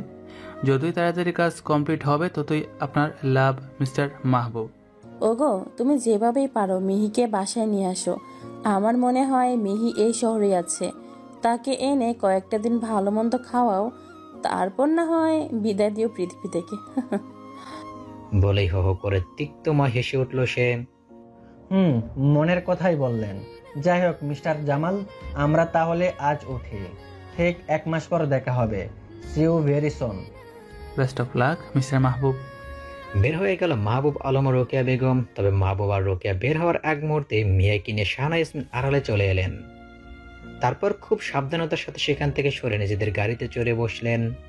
মিহিয়া মাথা নিচু করে বসে রইল। সে ভাবছে যাকে নিজের সবচেয়ে কাছের মানুষই মনে করত, আজ সে মানুষটি তাকে খুন করার চিন্তায় মেতে আছে। তাহলে কি পৃথিবীর প্রত্যেকটা মানুষের নিজের স্বার্থে এতটাই অন্ধ যে তার প্রিয় মানুষদের প্রাণ নিত একটুকু পরিমাণ হাত কাঁপে না? তবে কি তার মায়ের হত্যাকারীও তার বাবা? না না, কোনো বাবা নয়। সে বাবা হতে পারে না। সে একজন খুনি, স্বার্থলোভী খুনি। তাহলে স্বপ্নটা কি এই রহস্য উদ্ঘাটনে কোনো হেল্প করবে আমায়? কেনই বা এমন বিকৃত স্বপ্ন দেখেছি আমি মিস্টার মাহবুবকে নিয়ে? সেই বা কেন এমন করে মৃত্যু যন্ত্রণায় কাতর হবে? ভাবতে লাগলো মিহি, তো বসে মনে মনে আওড়াচ্ছে, mister Mahbub, I'll take revenge, I'll avenge my mom's death, don't leave anyway. মিহিয়াকে কোনো কিছু আওড়াতে দেখে শাহানা ইয়াসমিন মিহিয়ার দিকে এক পলক তাকে ড্রাইভিং এ মন দিলেন। হ্যাঁ, শাহানা ইয়াসমিন নিজেই ড্রাইভ করে এসেছিলেন মিহিয়াকে সাথে নিয়ে। তিনি তো এটাই চেয়েছেন, এই নির্লজ্জ পাষাণ মানুষটার আসল রূপ দেখিয়ে দিতে। পেরেছেন তিনি সেই কাজটা করতে আজ, যেটার জন্য এতদিন অপেক্ষায় ছিলেন। মিহিয়াদের আসার আগেই আদ্র বাড়ি এসেছিল। অবশ্যই সে প্রথমে মিহিয়ার খোঁজ নেওয়ার মুহূর্তেই যখন সার্ভেন্টদের কাছ থেকে জানতে পারলো তারা বের হয়েছে, তাই আর কিছু বলেনি। না হয় তুল কালাম বাঁধিয়ে ফেলতো বাড়িতে। আজ অনেকদিন পর লাইভে আসবে আদ্র, একদম বাড়িতে বসেই করবে লাইভ। সেদিন মিহিয়াকে প্রপোজ করার পর আর দেখা যায়নি তাকে। সমস্ত সোশ্যাল মিডিয়া থেকে নিজেকে সরিয়ে নিয়েছিল সে, কিন্তু আবারও লাইভে আসতে হলো তাকে। আর আজ সময় পেলেও চলে এলো। লাইভে তার ভক্তদের জোয়ার বইছে, এক একজনের এক এক মন্তব্য আর প্রশ্নের প্লাবন। সবার প্রশ্নের উত্তর দিতে না পারলেও কিছু কিছু উত্তর দিয়ে কথা বলা শুরু করলো। হ্যালো গাইস, অনেকদিন পর চলে এলাম তোমাদের সাথে লাইভে। আজ তোমাদের পছন্দের কিছু গান গাইব। সবগুলোই তোমাদের পছন্দের। আই হোপ সব গানই পছন্দ হবে তোমাদের। So let's start it. যেটা মিহিয়ারও পছন্দের তালিকায় সবচেয়ে উঠে। Music start. তুই আমাকে আগলে রাখ, ঠিক ভাবে সঙ্গে থাক, সারাদিন সারা রাত। তুই আমাকে আগলে রাখ, ঠিক ভাবে সঙ্গে থাক, সারাদিন সারা রাত। আমি তোর আয়না হব আজ, তুই শুধু ইচ্ছে মতো সাজ। রোদ্দুরে যায় উড়ে মন জাহাজ। এভাবেই বেশ কয়েকটি গান গেয়েছে সে। প্রতিটা গানই মিহিয়ার পছন্দের, তার কারণও আছে। সে তার রুমের বড় আয়নাতে মিহিয়াকে দেখছে দরজার আড়ালে দাঁড়িয়ে থাকতে। সে জানে মিহি তার গানের প্রচন্ড রকম ভক্ত, তাই সে প্রতিটি গানই গেল মিহির পছন্দের, যেগুলো মিহি প্রতিদিনই শোনে। মিহি অবাক হলো যে আদ্রেও তার পছন্দের সব গান গাইছে। মনে মনে অনেক আদ্রকে ধন্যবাদ দিল তার মন ভালো করে দেওয়ার জন্য। আদ্র সেদিকে তাকিয়ে মুচকে সে কয়েকটা গান গিয়ে দর্শকদের উদ্দেশ্যে কিছু বলে দ্রুত লাইভ এন্ড করলো। তারপর এগিয়ে গেল দরজার দিকে, যে গানটা তার প্রেয়সীর উপস্থিতি জানান দিচ্ছে। মিহিয়া গান শোনায় এতটাই মত্ত ছিল যে পারিপার্শ্বিক ভাবনা নিয়ে কোনো হুঁশই ছিল না। আদ্র একদম সোজা হয়ে পকেটে দুহাত গুজে দিয়ে শটান হয়ে দাঁড়িয়ে পড়লো মিহিয়ার সামনে। হঠাৎ গান বন্ধ হওয়ায় হুঁশে এলো যে আদ্র রুমের সামনে দাঁড়িয়ে আছে, কিন্তু তার সামনে আদ্রকে এইভাবে দাঁড়িয়ে থাকতে দেখবে সে ভাবতেও পারেনি। চমকে গেল সে। তাড়াতাড়ি চলে যেতে নিলেই আদ্র মিহিয়ার কোমর ধরে কাছে টেনে নেয়। আদ্রর এমন ব্যবহারে আশ্চর্যের চূড়ান্ত পর্যায়ে চলে গেল মিহি। গোল গোল হয়ে এলো চক্ষু জোড়া, মূর্তি লজ্জায় গাল দুটো লাল হয়ে গেল তার। খোলা আকাশের নিচে দাঁড়িয়ে আছে দুই মানব মানবী, আকাশের পানে চেয়ে আছে দুজনেই। একানের উষ্ণতা নিচে আপন মনে আজ অনেক কষ্টে মিহিয়াকে ছাদে আনতে সক্ষম হয়েছে আদ্র।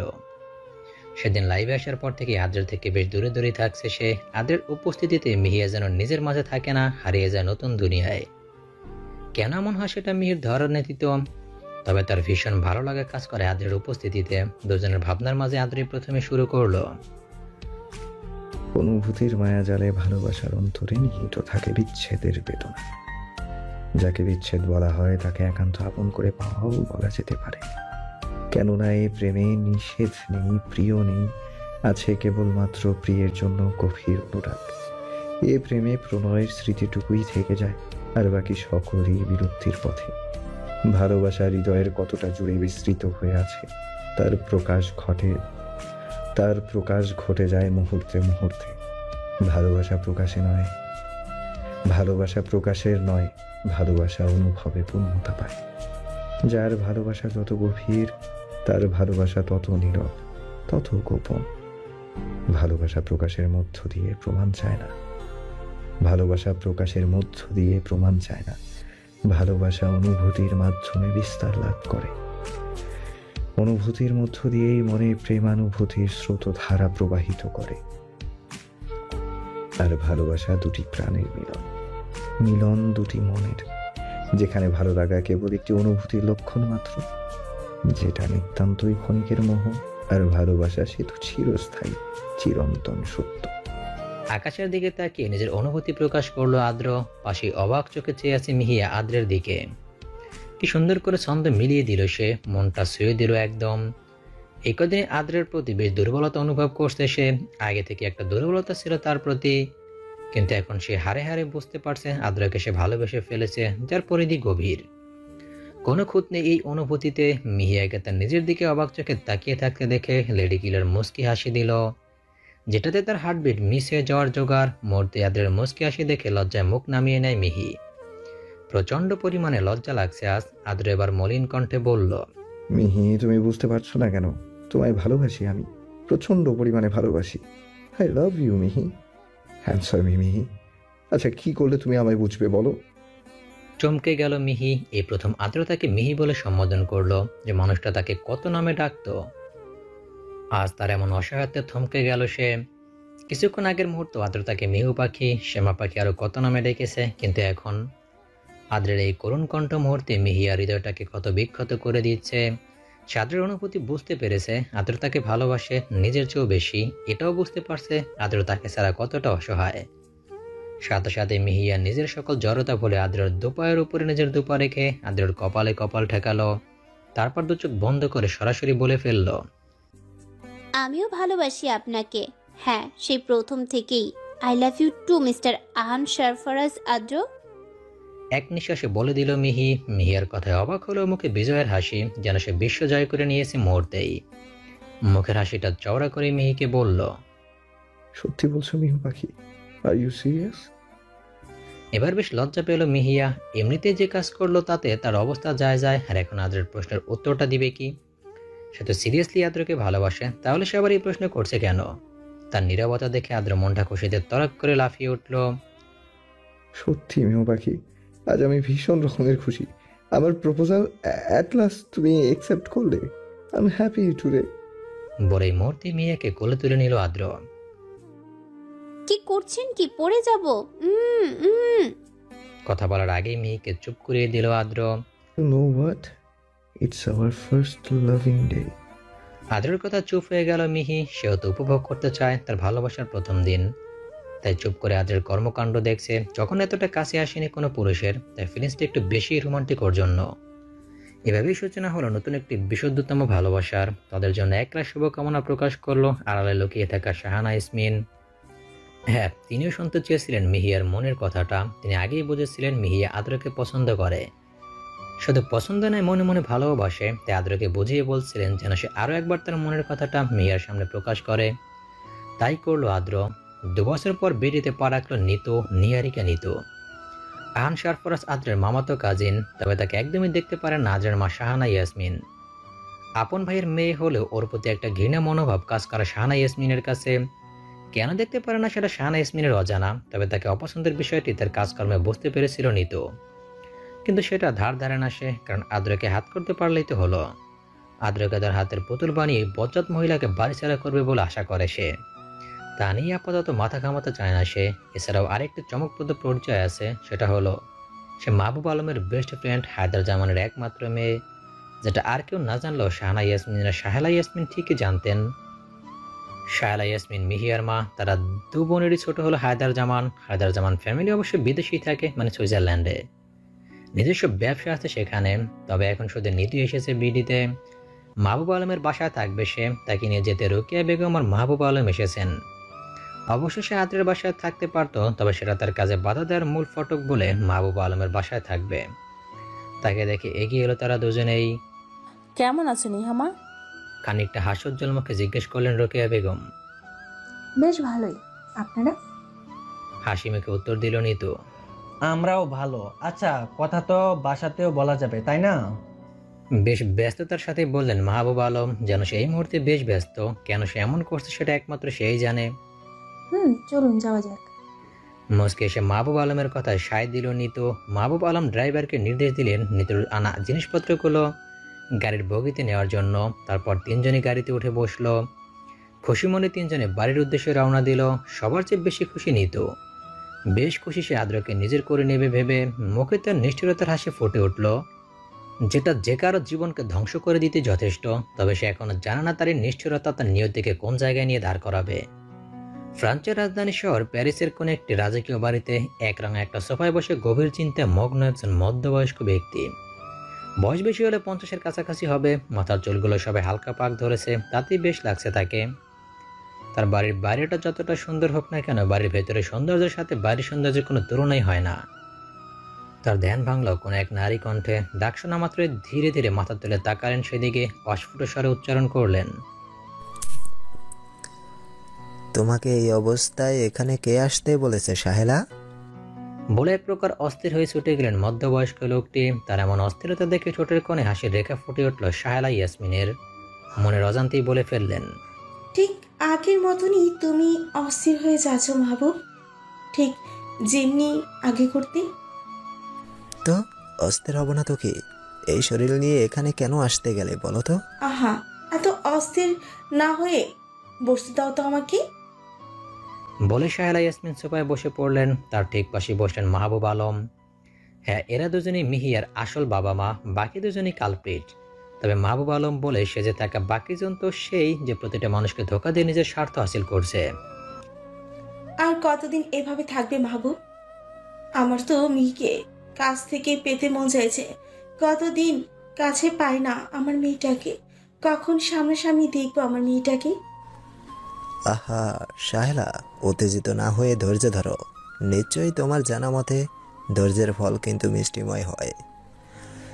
কিন্তু আর কতদিন? সময় ঘনিয়ে এসেছে সাহেলা। এবার শুধু সত্যি উন্মোচিত হওয়ার পালা। Just wait a few days. কিন্তু একটা সমস্যা। বিস্ময় নিয়ে মাহবুব আলমের দিকে তাকালেন শাহেলা ইয়াসমিন। ফের জিজ্ঞেস করলেন, কি সমস্যা মাহবুব? সমস্যা হলো তোমার ছেলে মাহিন। সে কি এখন এই সময় আমাদের বিডিতে যেতে দিবে? কেন দিবে না কেন? আর বিডি যাবে মানে? উফস, তুমি সাংবাদিকদের মতোই জেরা শুরু করলা দেখি। বিডিতে না গেলে আমাদের মিহিকে আনবো কেমনে? আর ওই অমানুষগুলোকে শাস্তি দেব কেমনে? ও এই ব্যাপার আজকে বলবো, ওই এর ব্যবস্থা নিবে। কিন্তু এই ব্যাপারে আদ্রকে না জড়ালে ভালো হতো না সাহেলা? এবার শাহেলা ইয়াসমিন মুস্কি হাসি দিলেন মাহবুব আলমের কথায়। মাহবুব আলমের প্রত্যুত্তরে বললেন, মেয়ের ব্যাপার যেহেতু মেয়ের জামাইয়ের একটা দায়িত্ব আছে না, আদ্র না হয় সেটাই করুক, কি বলো? ওকে, অ্যাজ ইউর উইশ। ফ্রেশ হয়ে এসো, তোমার ব্রেকফাস্টটা দিই। সার্ভেন্ট তো আছেই। তাছাড়া তোমার এই শরীরে এই সব কিছুই অ্যালাউ করব না আমি। সো আমার সাথে চলো, রেস্ট নিবা। কিন্তু কোনো কিন্তু নাই, চলো। মা। মাহবুব আলম শায়লা ইয়াসমিনকে জোর করে নিয়ে এলেন রুমে। দুজনের প্রতি দুজনের ভালোবাসা ঠিক আগের মতো নেই, প্রেমের বিয়ে বলে কথা। মাহবুব আলম আর শায়লা ইয়াসমিন প্যারিসে থাকেন তাদের ছেলে মাহিন মুফাসিরকে নিয়ে। অবশ্যই এখানে পড়ালেখার পাশাপাশি নিজেদের ব্যবসাটা এক হাতেই সামলান মাহিন। মিহিয়ার ছোট ভাই, বছর দেড়েকের ছোট বড় দুজন। মিহিয়ার আসল নাম মিহিয়া মুবাশশারা। মাহিন যখন শায়লা ইয়াসমিনের গর্ভে ছিল, মানে শায়লা ইয়াসমিনের অন্তঃসত্ত্বার 2 মাসের সময়, তখন একটা ঝড় ঠিক কালবৈশাখীর মতনই তাদের জীবনটাকে পাল্টে দিয়েছিল। ছিনিয়ে নিল তাদের থেকে তাদের আদরের সেই মেয়েটিকে, যেদিন মাহবুব আলমকে স্বার্থপর হতে হয়েছিল নিজের অনাগত সন্তান আর প্রিয়তমা স্ত্রীর জন্যই। তবুও সেদিন তিনি মিহিকে পুরো মেলায় পাগলের মতো খুঁজছিলেন। খোঁজাখোঁজের পরও যখন পাননি, তখন ভারাক্রান্ত মনে আপন স্ত্রীকে নিয়ে চলে যান আদরের বাসায়, মানে শাহানা ইয়াসমিনের বাসায়। আদরের বাবা তখন প্যারিসে থাকতেন। অবশ্যই তখন আদরের বয়স 12 বছরের বেশি নয়, অবুঝও ছিল না সে। আর শাহানা ইয়াসমিনই মিহিয়ার সেই খালামণি, যার কথা মিহি প্রতিটা দিন শাহানা ইয়াসমিনকে বলে।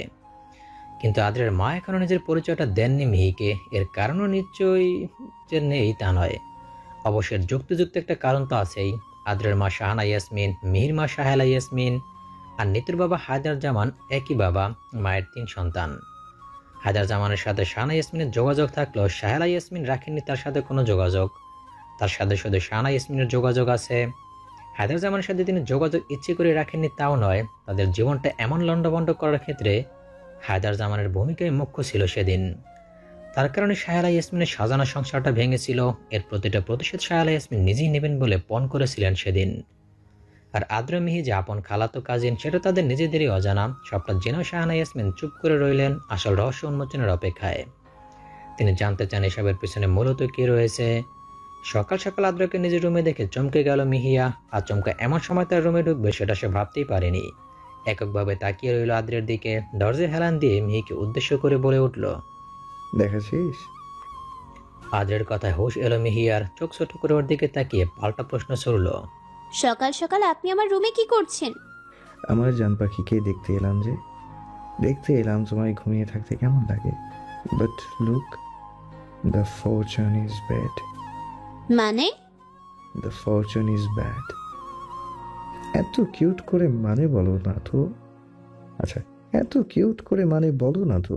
এমনিতেই তোমাদের বিভোর হয়ে আছি, এই কিউট কিউট কথায় আবারও প্রেমে মত্ত করে দিবে নাকি বলো তো।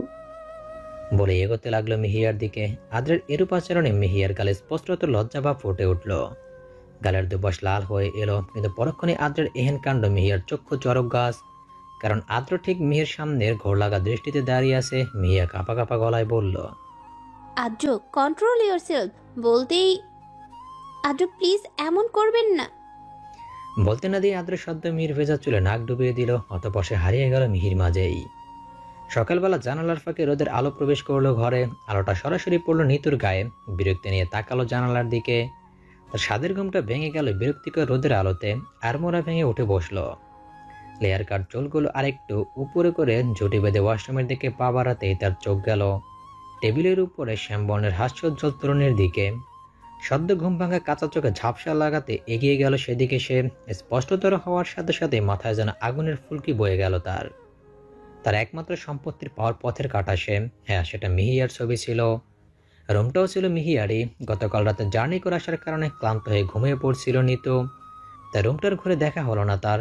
এখন সে সবচেয়ে বেশি অবাক হলো এটা মনে করে, মিহিয়ার ছবি এখানে কেন? তাহলে কি এবারের সাথে মিহিয়ার কোনো যোগসূত্র আছে?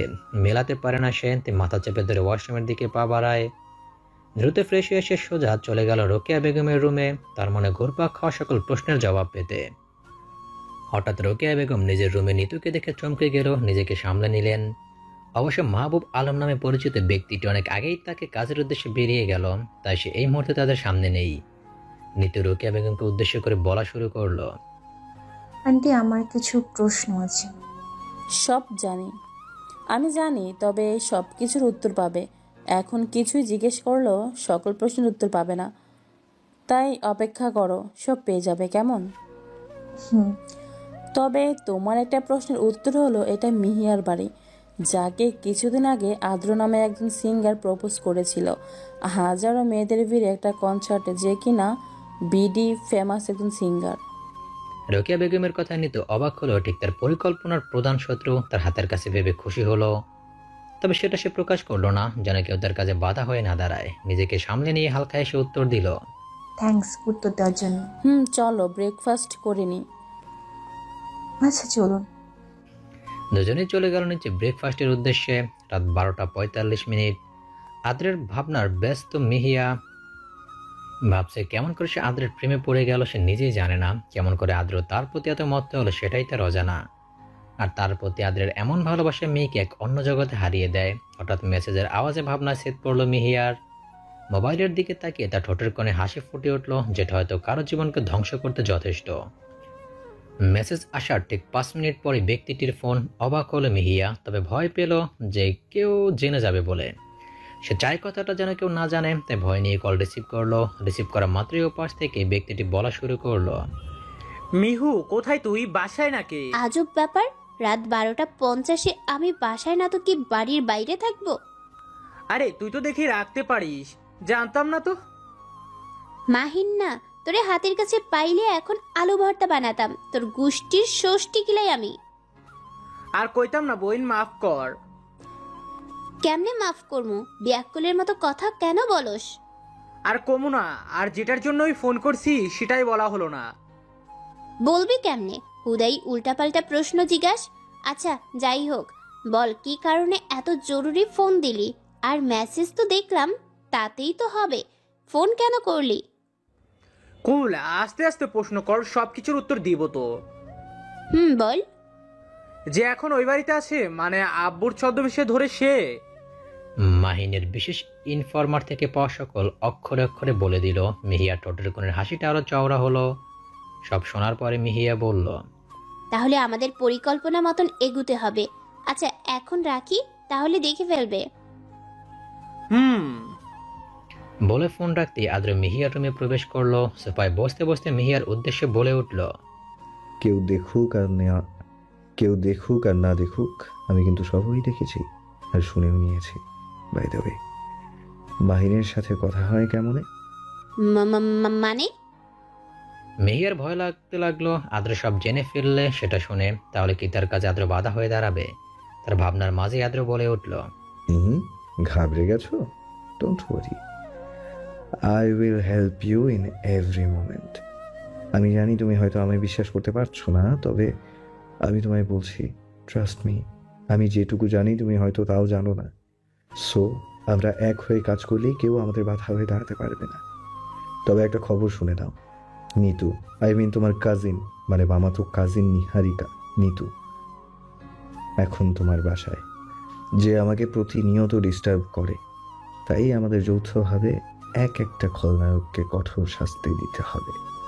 We will do everything as it was before.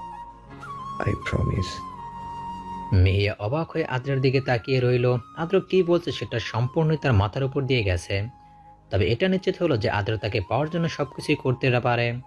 That mean সে মিহিয়ার প্রতিটা কাজে হেল্প করবে বলে প্রমিস করেছে। মিহিয়ার অবাক চাহনিতে আদ্রের মনে সন্দেহ জাগলো যে মিহিয়া হয়তো তাকে বিশ্বাস করতে পারছে না। তাই সে মিহিয়ার পাশে গিয়ে বসে ওর দুগালে আলতো করে হাত রাখে। তারপর তাকে তার মুখোমুখি করে বসিয়ে চোখে চোখ রেখে প্রশ্ন করলো, Mihi, do you love me? Take it serious. কি বলছেন আদ্র আপনি এটা? আমি আপনাকে সত্যি ভালোবাসি, and that's seriously true. তাহলে আমাকে বিশ্বাস করতে কি সন্দেহ আছে? আচ্ছা, তাহলে আমাকে বিশ্বাস করতে কি সন্দেহ আছে? তবে কথা দিলাম তোমার বিশ্বাসের খেলাপ কখনো হবে না। Trust me Mihu. আদ্রের কথায় মিহিয়া স্বস্তির নিঃশ্বাস নিল। তারপরে আদ্রের কপালে কপাল ঠেকিয়ে মুচকি হেসে বলল, I believe in you all the time, Mr. আদ্র। আদ্র মেয়েকে বুকে টেনে নিল খুব যত্ন করে। তারপর বলল, মিহি, তুমি কি জানো আমি তোমার কে হই? হবু বর হন আর কি। বলে লজ্জিত হেসে আদ্রের বুকে মুখ গুজে দিল। তাই? তবে আরো একটা যে পরিচয় আছে। কি?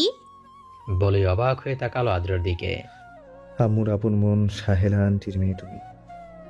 মানে তিনি আমার খালামুনির সাথে হবু শাশুড়ি মাও। আর তুমি আমার সেই খালাতো কাজিন যার সাথে আমার 5টা বছর কেটেছিল। তার চেয়ে বড় কথা হলো, তুমি সবসময় আম্মুকে বলতে না তোমার একটা মিষ্টি খালামণি ছিল। আম্মুই তোমার সেই খালামণি। আদরের কথা চোখ চিকচিক করে উঠল মিহিয়ার। সে জানতো না যে শাহানা ইয়াসমিন বেঁচে আছে, তবে মাহিন ওকে বলল না সেটা সে মনে মনে বলতে লাগলো। মাহিন্না, তুই কাল একবার কল কর, তোরে আমি খাইছি। এটা ভেবে খুশি লাগছে যে তার গঙ্গা ফরিং এখন তার বাড়িতেই আছে। কি ভাবছো মেয়ে পাখি? আদরের কথায় ভাবনার জগৎ থেকে বের হয়ে এলো। না মানে ভাবছি মাহিন আমাকে সেটা বললো না কেন। কারণ সেটা মানা করেছিলাম আমি, তাই তাকে বলেছিলাম সেটা আমি তোমাকে বলবো, তাই। আচ্ছা তুমি ঘুমিয়ে পড়ো, রাত অনেক হয়েছে। আপনি ঘুমিয়ে পড়ুন। Good night. Good night. Mehiya কপালে ভালোবাসার পরশ এঁকে দিয়ে আদর নিজ রুমে চলে এলো। আর যতই যাই হোক মিহিয়া, তোকে আমি দেখে নেব। তোর জন্য আমি আদ্রকে হারাতে পারবো না। ইয়েস, তোকে আমার পথ থেকে সরাতে হবে। দরকার হলে মার্ডার করবো তোকে আমি, তাতেও হাত কাঁপবে না আমার। মনে মনে কথাগুলো আওড়াচ্ছে আর রুমের মধ্যে পাইচারি করছে নিতু।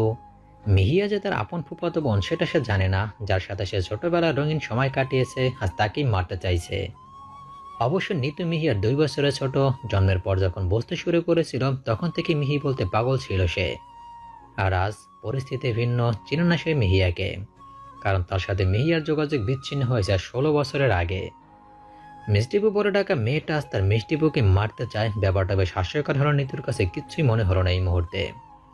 সম্পত্তি লোভে পড়ে সে এখন কোনটা খারাপ আর কোনটা ভালো সেটা যাচাই করতে পারছে না। হঠাৎ নিতুর বাবা মানে হায়দার জামান মেয়ের খবর নিতে ফোন দিলেন নিতুর কাছে। বিরক্তি নিয়ে সেদিকে গেল। বাবার ফোন দেখে নিমিশে সবকিছু ভুলে গেল। রিসিভ করতে ওপাশ থেকে বলা শুরু করলো। কেমন আছো মামনি? বাবাটাকে বলে গেলে? পাপা খারাপ হয়ে যাবে বলে দিলাম, তোমাকে কি আমি ভুলতে পারি? তাহলে তো একটু খোঁজও নিলে না। নিতেই যাচ্ছিলাম, তার আগে তোমার ফোন। যাই হোক, কেমন আছো? মাম্মা কেমন আছে? সবাই ভালো। তোমার কি খবর? আমিও ভালো। তাহলে ঠিক আছে। তা খোঁজ পেলে তোমার মিষ্টিপুর? না পাপা, খুব মিস করছি মিষ্টিপুকে, কিন্তু খুঁজে পাইনি। তবুও যতদিন বিড়িতে আছি ততদিন খুঁজবো আমার মিষ্টিপুকে। বেশ। আর ওই বাড়ির সব খবর রাখছো তো? হ্যাঁ বাবা, তবে রোকে আন্টি বেশ চালাক। তবে তুমি চিন্তা করো না, এই বাজে মানুষের হাত থেকে আমি মিষ্টি ফুপির সব কিছুই রক্ষা করব। ওকে বেশ, এখন তাহলে রাখি, পরে কথা হবে। আচ্ছা। বলেই কেটে দিল ফোন নিতু। মিহি হলো নিতুর মিষ্টিপো, কিন্তু যেদিন মিহিয়া হারিয়ে গিয়েছিল সেদিন নিতু খুব কেঁদেছিল। পুরো 2 বছর মেয়েটার নিশ্চুপ হলো। পরে যখন সুইজারল্যান্ড চলে যায় তারপরে বন্ধুদের সাথে মিশে নিজেকে মানিয়ে নিয়েছিল, কিন্তু আজও সে তার মিষ্টিপুকে মিস করে। তবে এখনো জানে না যে তার মিষ্টিপুই হলো মিহিয়া। নিতু মনে মনে আওড়াচ্ছে, মিষ্টিপু কোথায় তুমি? কত মিস করি তোমায় জানো? তোমার দুষ্টু পাখি তোমাকে খুবই মিস করে। I will find it at any cost, and this is my promise. এতক্ষণ রোড মোড়ে থাকলে এখন নিস্তেজ হয়ে গেল সে, কারণ তার একমাত্র দুর্বলতা হলো তার মিষ্টিপো। তার কথা মনে হতে খুব কান্না পায় তার পাপার একটা ভুলের কারণে আজ তারা সকলে একে অপরের থেকে বিচ্ছিন্ন। এর প্রায়শ্চিত্ত তাকে করতেই হবে, নাহলে 3টা পরিবার একেবারেই ধ্বংস হয়ে যাবে। এসব ভাবতে ভাবতেই ঘুমিয়ে পড়ল সে। মাহবুব, প্ল্যান মাফিক কাজ তো সবই হচ্ছে, কিন্তু আমাদের কাজে বাধা হয়ে এলো এই নিতু মেয়েটা। কিচ্ছুটি করা যাচ্ছে না এই মেয়ের জন্য। রোকেয়া বেগম বিরক্তিবোধ নিয়ে কথাটা বলে মাহবুব নামের লোকটি বেশ শান্ত জবাব দিল তার প্রত্যুত্তরে। আরে এত চাপ নিও না তো, ওকে নিয়ে টেনশন করো না, নিজের কাজ সামলাও। মাহিয়াকে যত দ্রুত সম্ভব বাড়িতে আনার ব্যবস্থা করতে হবে। আচ্ছা, নিতুর কথা নয় বাদে দিলাম, কিন্তু মিহিয়াকে পাবেটা কোথায়? আছে কোনো এক জায়গায়। আমার ইনফরমার আমাকে খবর দিয়ে জানালো, সে যতটুকু খবর দিল মাহি বর্তমানে আদ্র নামক একটা ছেলের বাসায় আছে। আদ্রর বলার কথায় চমকে গেলেন রোকেয়া বেগম, চেঁচিয়ে বলে উঠলেন, হোয়াট? আদ্র মানে? কি হয়েছে এমন করে চমকে গেলে কেন? আদ্র মানে যে গায়কটা, মিহিয়াকে নাকি মাহিকে? আচ্ছা। আরেক দফা চমকে গেলেন রোকেয়া বেগম। মনে মনে যেটা ভাবছিলেন সেটাই হলো। এখন তাদের পাতানো পরিকল্পনাতে পানি ঢেলে দিল সব। মাথায় হাত দিয়ে হতাশ হয়ে বসে রইলেন তিনি। কি করবেন তার চিন্তায় মগ্ন হয়ে গেলেন। মাহবুব, রুষাকে তো আমরা শুধু ইউজ করছি। ও আমার মেয়ে হলেও ওর প্রতি আমার তেমন ইন্টারেস্ট লাগে না। ওর খেল খতম করে দাও না এখন। না রোকেয়া, ওকে এখন বাঁচিয়ে রাখা আমাদের অন্তত জরুরি। কিন্তু কেন? কারণ এই মিহিয়াকে ওর মাধ্যমেই মারবো, তারপর ওকে আইনের হাতে তুলে দিয়ে আমরা পালিয়ে যাব। সবটা শান্ত হলেই আমরা দেশে এসে অ্যাডভোকেট জামালের মাধ্যমে এই সম্পত্তির মালিক হয়ে যাব। কিন্তু আইনগতভাবে কি মানবে? না মানে ওকে দোষী সাব্যস্ত করব কিভাবে? সেটা কোনো ব্যাপার না, শুধুই দেখতে থাকো। কিন্তু আমরা যে ওর বিয়ে ঠিক করলাম, তার কি হবে? কিচ্ছু হবে না, দরকার হলে রাহেনকেও এক সুতায় গেঁথে দেব তাদের সাথে। ওকে, সেটা ভালো মনে করো। এতক্ষণ দরজার আড়াল থেকে সবটা শুনে নিল রুষা তাসনিম, সে যে রোকেয়ার মেয়ে বলে সকলের কাছে পরিচিত। এতদিন ফ্রেন্ডসদের সাথে কক্সবাজার বেড়াতে গিয়ে বলে বাড়িটা ফাঁকা ফাঁকা ছিল। আজ মাত্র এসে তার বাবা মায়ের সাথে দেখা করবে বলে এসেছিল তাদের রুমের কাছে। কিন্তু রুমে ঢুকবে এমন একটা মুহূর্তে তার বাবা মায়ের এন কথা শুনে বাকরুদ্ধ হয়ে গেল সে, যাদের কিনা সে বিশ্বাস করত, আপন মা বাবা ভাবত, তারাই আজ তার বিশ্বাসের মূল্য খুব ভালো করে দিয়ে দিল। সতে হলো তারা কিনা তার বাবা মা। কথাটা মনে হতেই তার মনে একরাশ ঘৃণার জন্ম নিল তার মায়ের প্রতি। বাবা আপন না হলেও মাটা তো তার আপন। কিন্তু সম্পত্তির প্রতি এতটাই লোভ তাদের যে মিহিকে মেরে ওর মৃত্যুর কারণে তাকেই করে বেঁচে যাইতে চাইছে তারা। ভাবতেই মুখে রং পাল্টে গেল তার। রেগে গিয়ে রুমে ঢুকবে এমন মুহূর্তে আরেকটি কথা শুনে আরেক দফা চমকে গেল সে। আমার না ওকে মারতে মন চাইছে না, আপন গর্বের মেয়ে আমার সে। তুমি অন্য ব্যবস্থা করো প্লিজ। আরে ও তোমার নিজের মেয়ে নাকি যে দরে উতলিয়ে পড়ছে? মানে কি বলছো এসব মাহবুব? তুমি না বলেছিলে আমার মেয়ে হয়েছিল? তাহলে রুষাকে আর আমার বাচ্চাটার কি হয়েছিল? তোমার বাচ্চা তো সেদিনই মারা গিয়েছিল, আর মিহিয়ার ছোট ভাইটার সাথে আরেকটি মেয়ে জন্ম নিয়েছিল। ডাক্তারকে টাকা খাওয়াই আমি ছেলেটাকে কিনে নিতে চেয়েছিলাম, কিন্তু ওই নার্সটা সেখানে গোলগাল বাঁধিয়ে দিল। সে গিয়ে শাহানা আপ্পার কোলে ছেলেটাকে দিয়ে দিল, তবে মেয়েটিকে সে দেখতে পায়নি। কি কারণ তা নিয়ে যাওয়ার পরে ডাক্তার তাকে সাহেলার গর্ভ থেকে বের করেছিল। তারপর ডাক্তার কুশল করে তাকে দ্রুত আমার কাছে দিয়ে চলে গিয়েছিল। জানো মেয়েটি কে ছিল? মেয়েটি হলো রুষা, সেই মিহিয়ার ছোট ভাইয়ের যমজ বোন, মানে মিহিয়ার আপন বোন সে। আর রুষাকে নিয়ে আসার সময় লোক লাগিয়ে টাইম বোম ফিট করে দিয়েছিলাম শাহানা আপনার গাড়িতে, যাতে সকলেই মারা যায়। এবং তাই হলো, সকলে সেদিন মারা যায়। আর রুষাকে নিয়ে এ বাড়িতে চলে আসি আমরা, কারণ আমাদের আপন বিদায় হয়েছিল সেদিন। এখন শুধু রুষা আর মাহির পালা। দুটাকে মারতে পারলেই সব সম্পত্তি আমাদের। আহারে, আমার মেয়েটা কয়েকদিন পর তার মা বলা সৎ মায়ের কাছে প্রাণ দিবে, ভাবতেই অবাক লাগে, তাই না? দুজনেই বেদরক এসে চলেছে, আর দরজার পাশে রাগে ঘৃণা চোখের জল ফেলছে রুষা। দৌড়ে নিজের রুমে চলে এলো সে। সোজা বিছানার উপর হয়ে পড়লো সে, মনে মনে আওড়াতে লাগলো, মিস্টার মাহবুব, আপনি আমার আপন বাবা হয়েও আমার মা, ভাই আর বোনের ক্ষতি করেছেন শুধুমাত্র সম্পত্তির লোভে। সাথে আপনার so called wife Mrs Rokeya Begum, তাই না? Okay, let's start my game and finish both of you. মা ভাইয়া নেই, নো প্রবলেম, তবে আমার আপনিকে আমি খুঁজে বের করবই। আমরা দুই বোন মিলে তোদের মতন ক্যারেক্টারলেস মানুষের সাজা দেব। See you soon. ফ্রেশ হতে ওয়াশরুমে চলে গেল। টানা 1 ঘন্টা শাওয়ার নিয়ে বেরিয়ে এলো সে। খাবার থেকে একটা চুড়িদার পরে বেরিয়ে এলো রুম থেকে। যথাসম্ভব তাকে স্বাভাবিক থাকতে হবে, যেন কেউ ঘুণাক্ষরেও টের না পায় তার কাজকর্ম। এখন তাকে শুধু জানতে হবে তার আপনি কোথায়, সেটা বাদ বাকি কাজ সেই করবে। দুপুরবেলা হয়ে এলো প্রায়। রোকেয়া বেগম মনের খুশিতে টিভি দেখছেন, যেন কিছুই হয়নি এখন। রুষা গিয়ে তার পাশের সোফায় আরাম করে বসলো। রোকেয়া বেগম তাকে দেখে চমকে গেল, স্বাভাবিক হয়ে জিজ্ঞেস করলো, কখন এলে মামুনি? এই তো কিছুক্ষণ আগে। টায়ার্ড লাগছিল, তাই তোমাদের দেখা না করে রুমে চলে গিয়েছিলাম। আচ্ছা বেশ, চলো খাবে। তোমার সাথে একজন নতুন আপু পরিচয় করিয়ে দেব। কে সে? ওয়েট, আমি ডাকছি। বলে নিতুর রুমে নিয়ে গেলেন। তখন নিতু শুয়েছিল তার কাছে গিয়ে। নিতুমা চলো, খাবে এখন, দুপুর হয়ে এলো যে। আচ্ছা আন্টি চলুন। দুজনেই বেরিয়ে এলো ডাইনিং রুমে। সেখানে অবশ্য রুষা বসেছিল। রোকেয়া বেগম রুষার সাথে নিজের পরিচয় করিয়ে দিলেন। বেশ কিছুক্ষণের মাঝে তাদের আলাপচারিতা বেশ ভালোই জমে উঠল। মিহু কি হয়েছে, এমন ভাবে রেগে আছিস কেন তুই? রাতে আদ্রর কাছ থেকে সত্যটা শোনায় শাহানা ইয়াসমিনের উপর খুব রাগ হয়েছিল তার। এত কাছ থেকে পরিচয় দিলেন না নিজের, তাই সে তার উপর অভিমান সাথে রাগ নিয়ে বসে আছে। একদম কথা বলবা না আমার সাথে, তুমি খুব পচা খালামুনি। মিহিয়ার মুখে খালামণির ডাকটা শুনে চমকে গেলেন শাহানা ইয়াসমিন। মিহি জানলো কেমন সে তার খালামণি? অবাক হয়ে জিজ্ঞেস করলেন তাকে। কি হয়েছে মিহু?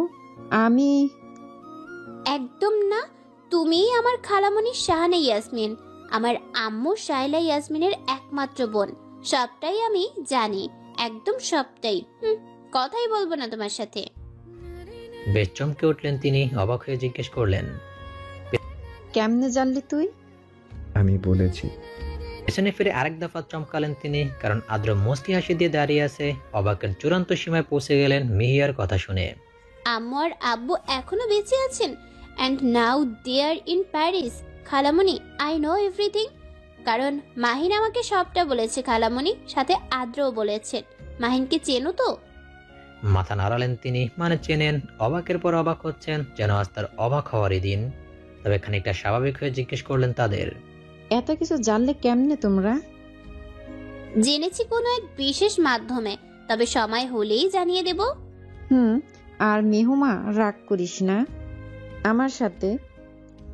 আমি সবটা জানতাম, এমনকি তোকেও চিনতাম, তবুও কাছে আনতে পারিনি ওই বদমাশ লোকটার কারণে। একটা কারণ এটাই যে কিছু কিছু সময়ে দেওয়ালেরও কান থাকে, তাই। কোনো কথা শুনবো না তোমার, তুমি খুব খারাপ, আমাকে একটা বারও বললে না তুমি। আচ্ছা মা, সরি। এই দেখ কান ধরলাম। ইস, কান ধরতে হবে না, আমি তো এমনিতেই বলেছি। জড়িয়ে ধরল শাহানা ইয়াসমিনকে। তিনিও জড়িয়ে ধরে মাথায় হাত বুলিয়ে দিতে লাগলেন। বৌমাকে পেয়ে আমাকেই ভুলে গেলে? কাপড় রাগ দেখিয়ে বলল আদ্র। আদ্রের কথায় অবাক হয়ে গেল মিহিয়া। চোখ বড় বড় হয়ে গেল তার মুহূর্তেই। লজ্জার আভা ফুটে উঠল মুখশ্রীতে। পরে আবার চোখ নামিয়ে নিল সে। শাহানা ইয়াসমিনও বুঝতে পেরে বললেন, আমার বৌমাকে ধরেছি বলে হিংসা হচ্ছে? আরো ধরবো, দেখি কেমন লাগে আপনার। খালামণি বলতে থামিয়ে দিলেন শাহানা ইয়াসমিন। নো খালামণি, সরি, নো খালামণি, এখন থেকে মা বলবি। আমার ছেলের বউ বানাবো বলে পণ করেছি আমার বোনের কাছে। আমার আদ্র তোকে খুব ভালোবাসে, সো তুই আমার বৌমা, রাজি তো? লজ্জা পেয়ে মাথা কাত করলো সে। তারপরে লজ্জা পেয়ে দৌড়ে চলে গেল রুমে। শাহানা ইয়াসমিন মুচকে এসে নিজের রুমের দিকে পা বাড়ালেন। আমার এক্ষুনি তাকে চাই, অ্যাট এনি কস্ট। কারণ তো আমার প্রথম টার্গেটই হলো সে, নাহলে তোকে মারতেও হাত কাঁপবে না আমার। বস কিন্তু কোনো কিন্তু নয় মাহমুদ, কোনো কিন্তু নয় বলে রেগে চেঁচিয়ে উঠল বস লোকটি। আচ্ছা বলেই ভয়ে ভয়ে স্থানটি ত্যাগ করলো মাহমুদ নামক লোকটি। নিহারিকা Nitu, you will be finished tomorrow। বিকট কণ্ঠে হেসে উঠলেন লোকটি, যেন হিংস্র কোনো কিছুর অপেক্ষায় আছে সে। শালসাবিল মঞ্জিল, পিন পতন, নীরবতা ছেয়ে গেছে গত সপ্তাহ ধরে। সপ্তাহখানেক ধরে নিতু ও মিহিয়া কারো কোনো খোঁজ পাওয়া যাচ্ছে না। পুরো শহর তন্ন তন্ন করে খোঁজার পরও তাদের কোনো হদিস মিলছে না। আদ্রা ভেবে নিয়েছে যে এটার মূল ষড়যন্ত্রকারী হলো নিতুই। নিশ্চয়ই নিতু মিহিয়াকে কিডন্যাপ করেছে, না হলে কারো সাধ্য নেই এই কাজ করার। রাগে ক্ষোভে আদ্র যায় যায় অবস্থা। সেদিন নিজের বাবার অফিসে যাওয়ার জন্য খুব তাড়াতাড়ি বেরিয়ে পড়েছিল আদ্র, কারণ তার বাবার পরিবর্তে তাকে নিজেদের ব্যবসা সামলাতে হবে। তারই পরিপ্রেক্ষিতে আদ্রকে নতুন এমডি হিসেবে অফিস সামলানোর দায়িত্ব নিতে হয়েছিল। আর সেদিনই অফিসে উপস্থিত হওয়ার প্রস্তুতি নিতেই তাড়াতাড়ি বেরিয়ে পড়েছিল আদ্র, যার ফলশ্রুতিতে সে মিহিয়াকে সাথে করে ভার্সিটি পৌঁছে দিতে পারেনি। কারণ মিহিয়ার ভার্সিটি আরও অনেক পরে, ফলে মেয়েকে একাই ভার্সিটিতে যেতে হয়েছিল। আর সেদিনই ঘটে তার জীবনের সবচেয়ে অনাকাঙ্ক্ষিত ঘটনাটি, মিহিয়ার মিসিং। আর সেদিনই তার বিশেষ ইনফরমার মোহিত তাকে এটাও জানিয়েছিল যে মিহিয়ার মিসিংয়ের সময় নিতুও গায়েব। ব্যাপারটা হজম করতে বেশ কষ্ট হয়েছিল আদ্রর। তার ভাবনাই তাহলে সঠিক, নিতু যে কিনা নিজের সবচেয়ে প্রিয় মানুষটির সাথে খারাপ ব্যবহার করতে ভাবলো না। পুরো 1 সপ্তাহ ধরে শহরের প্রতিটা অলিগলিতে চিরুনি অভিযান চালিয়েও আদ্রের গার্ডসরা মিহিয়ার কোনো খোঁজই পেল না। সোফার এক কোণে বসে মাথা নিচু করে আছে আদ্র, তার পাশে বসে আছে 16 বছর বয়সী মিহির ভাই মাহিন।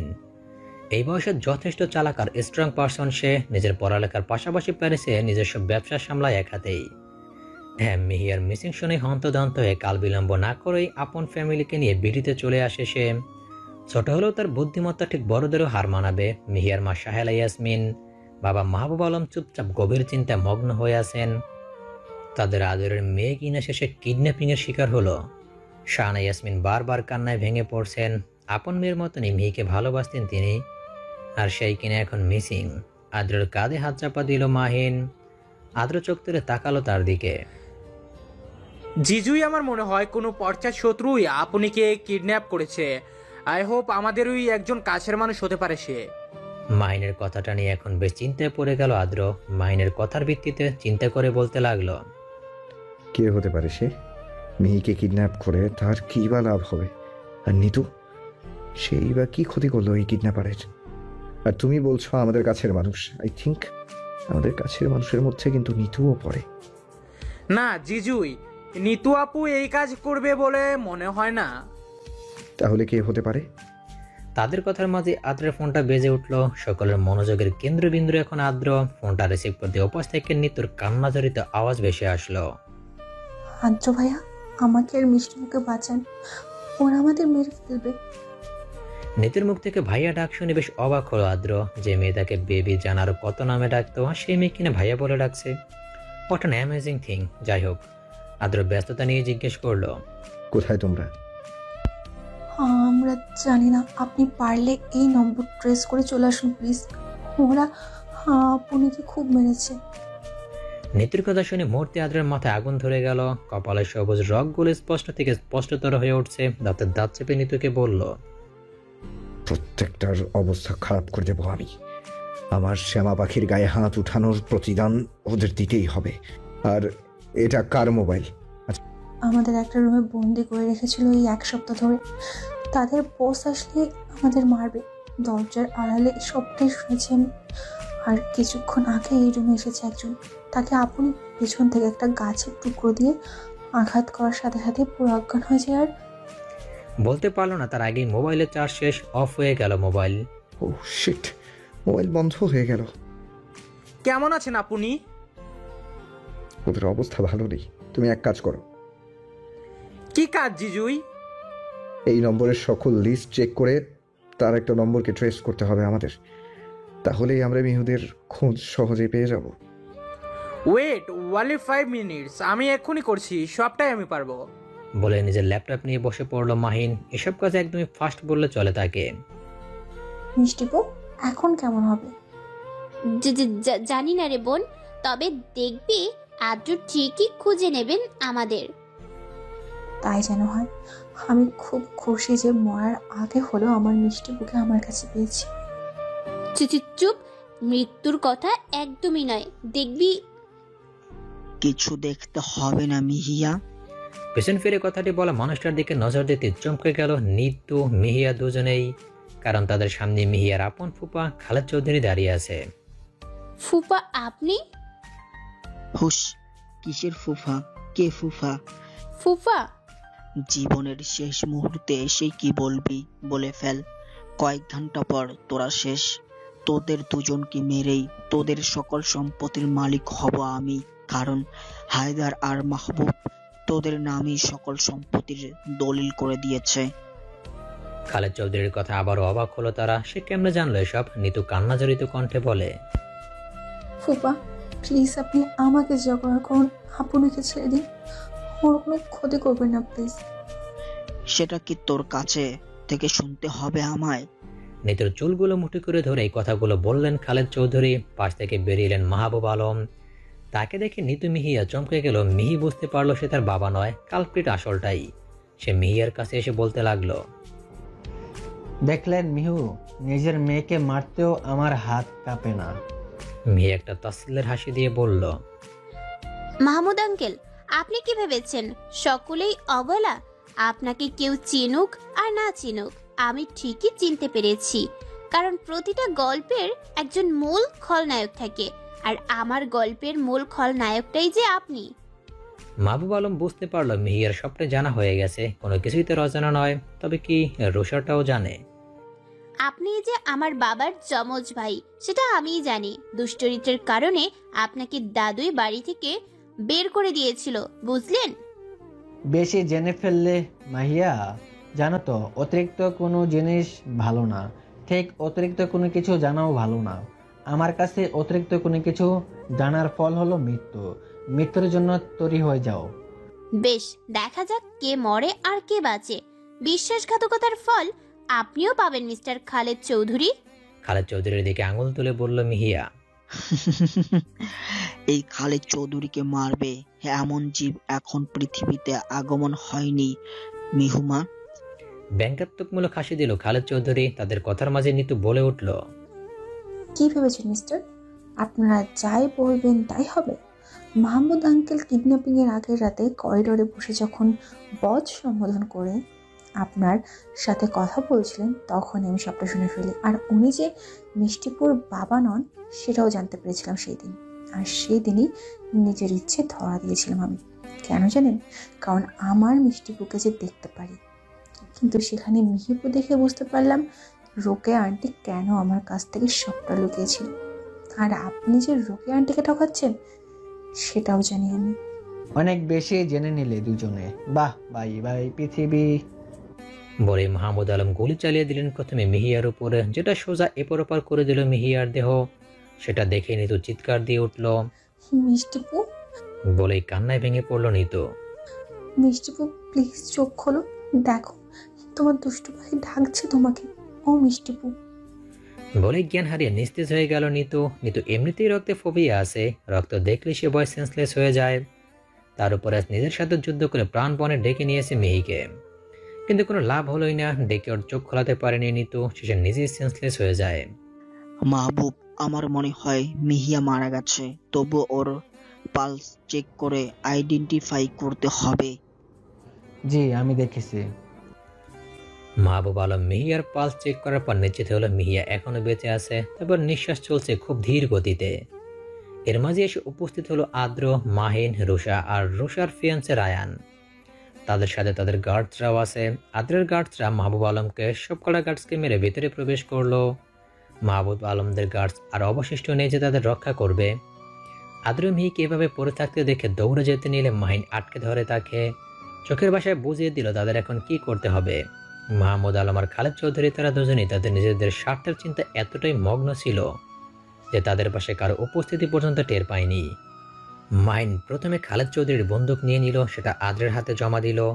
আর রায়ান কৌশলে মাহমুদ আলমের বন্দুক হাতে নিয়ে মাহমুদ আলমের মাথায় তাক করলো। সাথে সাথে আদ্রের সবকটা বডিগার্ডস রুমে ঢুকে পড়লো, সবাইকে ইশারা করলো তাদের ধরে ফেলতে। মিয়া এতক্ষণ অবচেতন হয়ে পড়ে থাকলো। হঠাৎ ওর হাত নড়তে দেখে আদ্র ছুটে এলো ওর কাছে।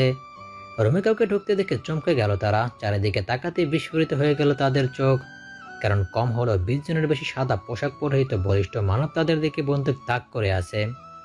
মাহমুদ আলম রাগী কণ্ঠে বলে উঠলেন, হাউ ডিয়ার ইউ, তোমার সাহস কি করে হয় এখানে প্রবেশ করার?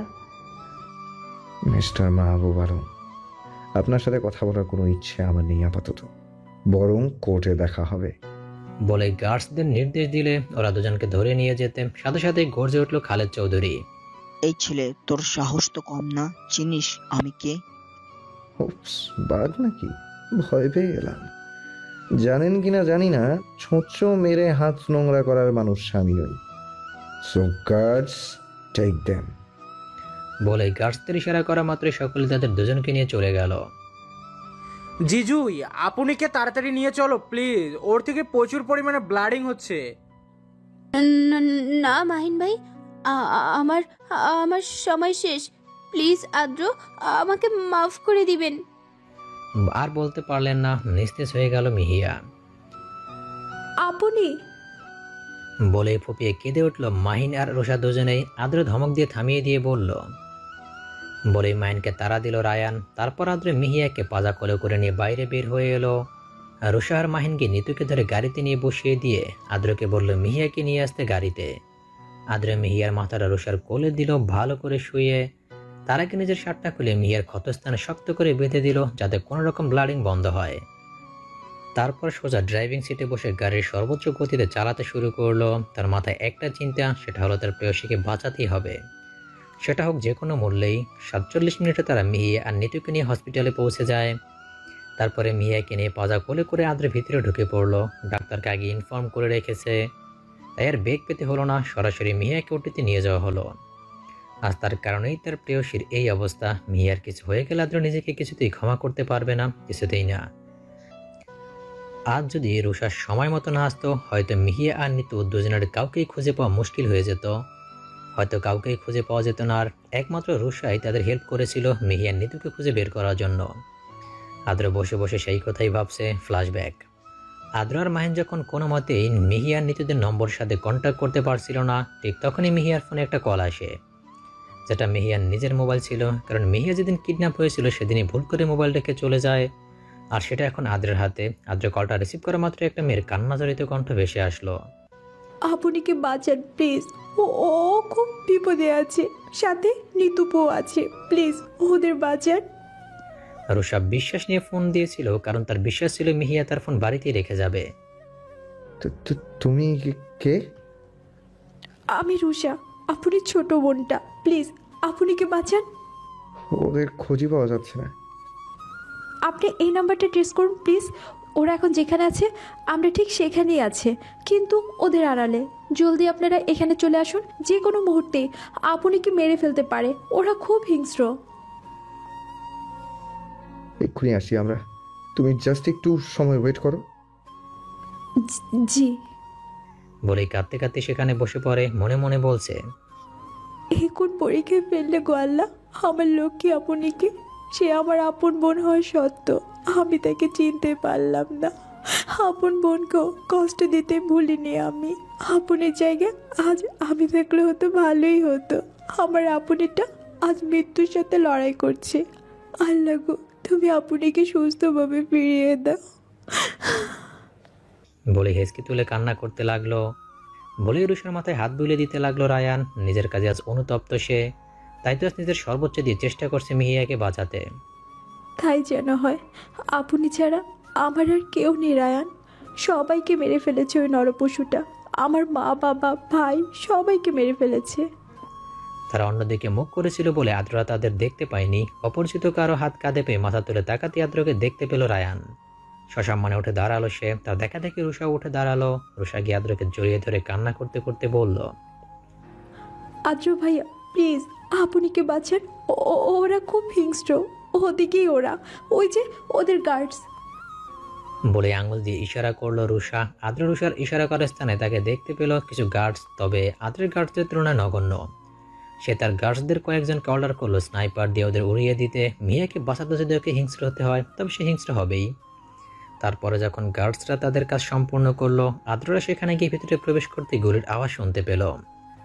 মুহূর্তে আদ্রর বুকের বা পাশটা এরকম ধুপ করে উঠলো। হয়তো আগাম কোনো কুলক্ষণিক বার্তা তার মনকে বারবার নিংড়ে নিচ্ছে। তবুও নিজেকে শক্ত করে সেদিকে এগিয়ে গেল এবং তাদের গার্ডসরা গিয়েই দেখতে পেল মিহিয়া পড়ে আছে আর নিতু কান্না করছে মিহিকে ধরে। মুহূর্তে কালো মেঘে চেয়ে গেল আদ্রের মন। তার মন তাহলে সঠিক তথ্যই তার মস্তিষ্কে প্রকাশ করেছিল। দেখতে দেখতে নিতেও নিস্তেজ হয়ে গেল। তারপর একটু উপরে দেখলেন, ডাক্তারের ডাকা ধ্যান ভাঙল আদ্রর। সকলে উৎসুক তাদের দুজনের দিকে তাকিয়ে আছে। এতক্ষণে বাড়ি সকলেই উপস্থিত, সাথে নিতুর বাবা মা ভাইও, মানে মিহিয়ার আপন মামা মামিরা। তারা অপরাধীর না শাহেলা ইয়াসমিনের সামনে দাঁড়িয়ে আছেন। ডাক্তার আদ্রের কাছে এসে মুখ কালো করে ফেললেন। আদ্র ডাক্তারের কাছে এসে জিজ্ঞেস করলো, ডাক্তার, আমার শ্যামা পাখি কেমন আছে? ওর এখন অবস্থা কেমন? Tell me doctor, tell me. Mister Adra, please calm down. আমি জানি আমরা এখন যেটা বলবো সেটা হয়তো আপনারা আশা করবেন না, বিকজ শি ইজ নো। একাদিন ফাঁকা রাত নিভেছে আলো, তুই নেই, কেউ নেই, লাগছে না ভালো। তোর নাম না জানা অভিমানে কত দূরে ভাসা যায়।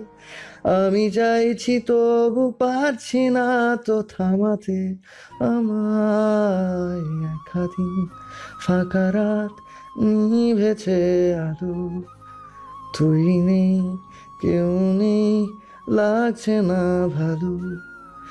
যতবার আমি তোর ভাষাতে বলছি কথা, ততবার তুই ভাবলি বুঝি তা আলাদা। যতবার আমি তোর ভাষাতে বলছি কথা, ততবার তুই ভাবলি বুঝি তা আলাদা। একাদিন ফাঁকা রাত নিভেছে আলো, তুই নেই কেউ নেই, লাগছে না ভালো। এক মনে আকাশের পানে চেয়ে গিটারে সুর তুলে গানটি গাইছে আদ্র। পরিবেশটা বেশ রোমান্টিক, কারণ মিহিয়া তার পাশেই বসে আছে। হ্যাঁ, সেদিনের ডাক্তারের বলা কথাগুলো ছিল এমন ফ্ল্যাশব্যাক। মিস্টার আদ্র, কাম ডাউন প্লিজ। আমরা জানি আমরা এখন যেটা বলবো সেটা হয়তো আপনারা আশা করবেন না, because she is now out of danger. সৃষ্টিকর্তার কাছে কৃতজ্ঞতা প্রকাশ করছি যে এমন রোগীর অবস্থা বেশি সিরিয়াস হয়। আপনার মিসেসের অবস্থা খুবই ক্রিটিক্যাল হলো, বাচ্চার চান্স ছিল প্রায় 79%, যার ফলে তিনি এখন বেশি সুস্থ আছেন। তবে ওনার এখন প্রচুর রেস্টের প্রয়োজন। সো আমরা সেটা বিবেচনা করে ওনাকে 2 দিন অবজারভেশনে লাগবো, মানে ওনার জ্ঞান ফেরার পর আরো 2 দিন। ওকে কি আমরা বাসায় নিয়ে প্রপারলি রেস্ট দিতে পারি না? তারপরেও যদি কোনো চিকিৎসা বিষয়ক হেল্প লাগে তাহলে একজন নার্স দিন, সাথে 2 দিনের ব্যাপারই তো। বাদ বাকি সময়টা আমি হ্যান্ডেল করে নেব। ওকে, দেখা যাক, আগে জ্ঞান ফিরুক, তারপর না হয় এই বিষয়ে কথা হবে। আচ্ছা, মিহিকে কখন কেবিনে দেওয়া হবে ডাক্তার আঙ্কেল? এই তো কিছুক্ষণ পরেই। Okay, and thanks again. It's our duty, ইয়াংম্যান। মুস্কাশি দিয়ে চলে গেল ডাক্তার সাহেব। এতক্ষণ সবাই মনোযোগ দিয়ে সবটাই শুনলো। নীতিও এসেছে সেখানে। ওর সেন্স ফিরেছিল কিছুক্ষণ আগেই, আর এখন সে মোটামুটি সুস্থ। আদ্র গিয়ে তার মামার সামনে, মানে হায়দার জামানের সামনে দাঁড়ালো। চোখে মুখে তার রাগ স্পষ্ট। রাগটাকে কন্ট্রোল করতে যেও পারছে না। দাঁতের দাঁত চেপে হায়দার জামান জিজ্ঞেস করলো, মামা সাহেব, আপনার মনোবাসনা পূর্ণ হলো। কি বলছো আদ্র? আমার মনোবাসনা মানে? বুঝছেন না? কি বলতে চাইছো? ক্লিয়ার করে বলো। আচ্ছা, মামা সাহেব, আপনার মনোবাসনা পূর্ণ হলো, বুঝছেন না? আমার মিহিয়ার ক্ষতি তো আপনি করতে চেয়েছিলেন না? তাহলে সেখানে মিহিয়ার ফুফা আর মাহমুদ আলম কি করছিলেন? Answer me, damn it. আজও আমায় ভুল বুঝলে তোমরা, কিন্তু সময় খুব কাছেই, সত্যিটা আমি বলবই। তবে আজ নয় মিহিয়ার সুস্থতার পর। ওরও এটা জানা অত্যন্ত জরুরি। I hope you realized my point. না বোঝার মতন এতটুকু বুদ্ধু তুমি নও। বেশ, তাই হবে বলে চলে এলো হাসপাতালের বাইরে। তার পিছু পিছু নিতেও এলো। তবে সে জানে আদ্র তার উপর রেগেও থাকতে পারে, কিন্তু সে আর কখনোই আদ্রের কাছে ভালোবাসার দাবি নিয়ে যাবে না, কারণ তার মিষ্টিপুই তো আদ্রকে ভালোবাসে। তাহলে সে কেমনে তার মিষ্টিপুর ভালোবাসাকে কেড়ে নেবে? আগে নিজের স্বার্থের কথা ভাবলে এখন এটাই বুঝেছে কাউকে জোর করে পাওয়া সম্ভব না। তবে সে বেশ খুশি তার মিষ্টিপুকে পেয়ে। তার ভালোবাসা না হয় তার আপন হয়ে বেঁচে থাকুক, এটাই তো চায় যারা প্রকৃত ভালোবাসে। নিতু দৌড়ে গিয়ে আদ্রের সামনে দাঁড়ালো। হঠাৎ কাউকে দৌড়ে সামনে আসতে দেখে 2 কদম পিছিয়ে গেল আদ্র। কিন্তু পরক্ষণে নিতুকে দেখে অবাক হলো, মুচকি হাসি দিল। যেটা নেই এখন সেটা আগের মতো সেই সতেজতা, কেমন যেন নিষ্প্রাণ। হয়তো মিহিয়ার নিখোঁজ এমন হয়ে গিয়েছিল সে। মিহিয়ার প্রতি তার চোখ গভীর ভালোবাসা লক্ষ্য করল নিতু। কতটা ভালোবাসলে মানুষ তার প্রিয়সের জন্য এমন হতে পারে সেটা আদ্রকে না দেখলে হয়তো বুঝতই না সে। চোখ বেঁধে ফোঁটা জল গড়িয়ে পড়লো তার মিহির প্রতি আদ্রের এমন ভালোবাসা দেখে। সে সামান্য এগিয়ে এলো আদ্রের সামনে, মাথা নিচু করে আদ্রের সামনে দাঁড়িয়ে বলতে শুরু করলো, আমাকে মাফ করবেন আদ্র ভাইয়া, আপনার প্রিয় মানুষের রক্ষা করা আমার দ্বারা হলো না। উপরওয়ালা যাই করেন ভালোর জন্যই করেন। মাফের কথা কেন বলছো? আজ তুমি ছিলে বলে হয়তো ওই নরপিশাচগুলো মিহিয়ার সাথে খারাপ কিছু করতে পারেনি। তোমার প্রতি আমি কৃতজ্ঞ যে তুমি ছিলে বলে সে বেঁচে আছে। এমন কথা বলবেন না ভাইয়া, আপনার জন্যই আজ মিষ্টিপু বেঁচে ফেলেন। যাই হোক, এবার মিষ্টিপুকে কখনো কষ্ট দিবেন না, এটা আমার প্রমিস। আমার মনের রানীকে কি আমি কষ্ট দেব? সেটা কি কখনো হয়? তারে আমি কষ্ট দেব কেমনে? আমি যে তার নেশায় মত্ত। ধন্যবাদ। ও হ্যাঁ, আরেকটা কথা, আপু কিন্তু আমাদের হেল্প করেছিলেন তাদের বেআইনি কাজগুলোকে হাতে নাতে ধরতে। মানে? মানে হলো আব্বুর কোনো দোষ ছিল না সেদিন, শুধুমাত্র আপনাদের বাঁচানোর কারণেই সকলের কাছে আজ দোষী হয়ে থাকতে হচ্ছে তাকে। কিন্তু তিনি পুরোটাই নির্দোষ ছিলেন, অ্যান্ড আই বিলিভ দিস। আমাদের মানে বুঝলাম না। সেটা না হয় সেদিন বুঝবেন যেদিন আব্বু সবটা বলবে, আই মিন মিষ্টিপুর সুস্থ থাকতেন। ওকে, অপেক্ষায় রইলাম। তুমি ভেতরে যাও আর মিহিয়ার দিকে খেয়াল রেখো। আপনি কই যাচ্ছেন? আমি আসছি বলে সামনের দিকে এগিয়ে গেল আদ্র। নিতু হাসপাতালে ঢোকা মাত্রই দেখলো সকলে আবারও এক হয়ে গেল। মিহিয়ার মা মানে শায়লা ইয়াসমিন হায়দার জামানের সাথে কথা বলছেন না, কিন্তু মিহিয়ার বাবা দিব্যি হাসি মুখে কথা বলছে হায়দার জামানের সাথে। তারপরেও হায়দার জামান অপরাধীর মতন দাঁড়িয়ে আছে আর রুষার মায়ের কাছেই মানে শায়লা ইয়াসমিনকে জড়িয়ে ধরে আছে। অনেকদিন পর মায়ের আদর পাচ্ছেও। রোকেয়া বেগম কখনো এমন করে আদর করতো ওকে, তাই সেও পরম মমতাময়ী মায়ের শরীরের সাথে লেপ্টে আছে। নিতু একটা দীর্ঘশ্বাস ছেড়ে মনে মনে বলল, ফুপি তুমি এখনো আব্বুর প্রতি রেগে আছো, কিন্তু সত্যিটা জানার পর তোমার রিয়াকশন হবে দেখার মতো। অপেক্ষা করো সত্যিটা জানা। আর নিজেই এখন চমকে যাচ্ছ একটার পর একটা সারপ্রাইজে। প্রথমে মিষ্টিপুর, এরপর রুষা, আর কয়েকদিন পরে সবচেয়ে সত্য সংবাদটি। Wait for this. মুস্কি হাসি দিয়ে সে তাদের দিকে চলে গেল। ঠিক 25 ঘন্টা পর জ্ঞান ফিরেছে মিহিয়ার। সকলের মাঝে খুশির ঝলক দেখা গেল। পিটপিট করে চোখ খুলতেই তার মাকে দেখতে পেল সে। অবশ্য চিনতে অসুবিধে হলো না তার, কারণ মাইন আগেই ওর বাবা মাকে ছবি দিয়েছিল মোবাইলে। তারপর থেকে প্রতিদিন একবার হলো তাদের ছবি দেখে ঘুমাতে যেত সে। দীর্ঘকাল পর তার মাকে সামনে দেখে সামলাতে পারল না সে, গভীরভাবে জড়িয়ে ধরলো তাকে। শায়লা ইয়াসমিনও জড়িয়ে নিলে নিজেদের ভালোবাসার প্রথম চিহ্নকে। মিহিয়া জড়ানো কণ্ঠে বলে উঠল, মামনি কখন এলে? আমাকে কি একবারও মনে পড়লো না তোমার? আমার মেয়েটির কথাই আমার মনে পড়বে না, এটা কেমন কথা? কাঁদবে না একদমই, বলে দিলাম। আর আদ্রকে দেখছি না যে ও কোথায়? উনি ডক্টরকে ডাকতে গেল। তুমি আপাতত আপনিকে ছেড়ে এদিকটা এসো। সকলের মাঝখান থেকে উত্তর দিল রুষা। মিহিয়া অবাক হলো রুষাকে এখানে দেখে। সবচেয়ে বেশি অবাক হলো রোকেয়া বেগমকে এখানে তার দিকে অপরাধীর ন্যায় তাকাতে দেখে। সে ভাবছে তার মা মেয়ে এখানে কেন? তারা দুজনে তুই মেয়েকে একদম দেখতে পারতো না ছোট্টবেলা থেকে, তাহলে কেমনে কি? এরই মাঝে উপস্থিত হলো আদ্র আর ডক্টর। ডক্টর গিয়ে মিহিয়াকে চেক আপ করে জানালেন, আপাতত উনি সুস্থ আছেন মিস্টার আদ্র। আমার মনে হয় আপনারাই ওনার প্রয়োজনীয় দেখাশোনা করতে পারবেন। এক্সট্রা নার্সের কোনো প্রয়োজন বলে মনে হয় না আমার। তবুও আপনাদের সিদ্ধান্তই আমরা মেনে নেব, রোগীর এক্সট্রা কেয়ার রাখবে বলে। নো নিড ডক্টর, আমরা তো আছি, আমরাই ওর প্রপার যত্ন নিব। ওকে, তাহলে ওনাকে আজ পুরো দিন অবজারভেশন রেখেই কাল ডিসচার্জ করা হবে। ওকে। ডক্টর যাওয়ার পরপরই রোকেয়া বেগম এসে মিহিয়ার কাছে মাপ চেয়ে নিতে চাইলে সে তাকে থামিয়ে দিয়ে বলে, আন্টি, মানুষ মাত্রই ভুল। আপনি ভুল করেছেন, সেটা শুধরেও নিয়েছেন, তাহলে আমি কেন আপনাকে ক্ষমা করতে পারবো না? ছেলে মেয়েদের কাছে মা বাবাদের ক্ষমা চাইতে নেই। আপনিও আমার মা, তাই আপনার প্রতি আমার কোনো অভিযোগ নেই।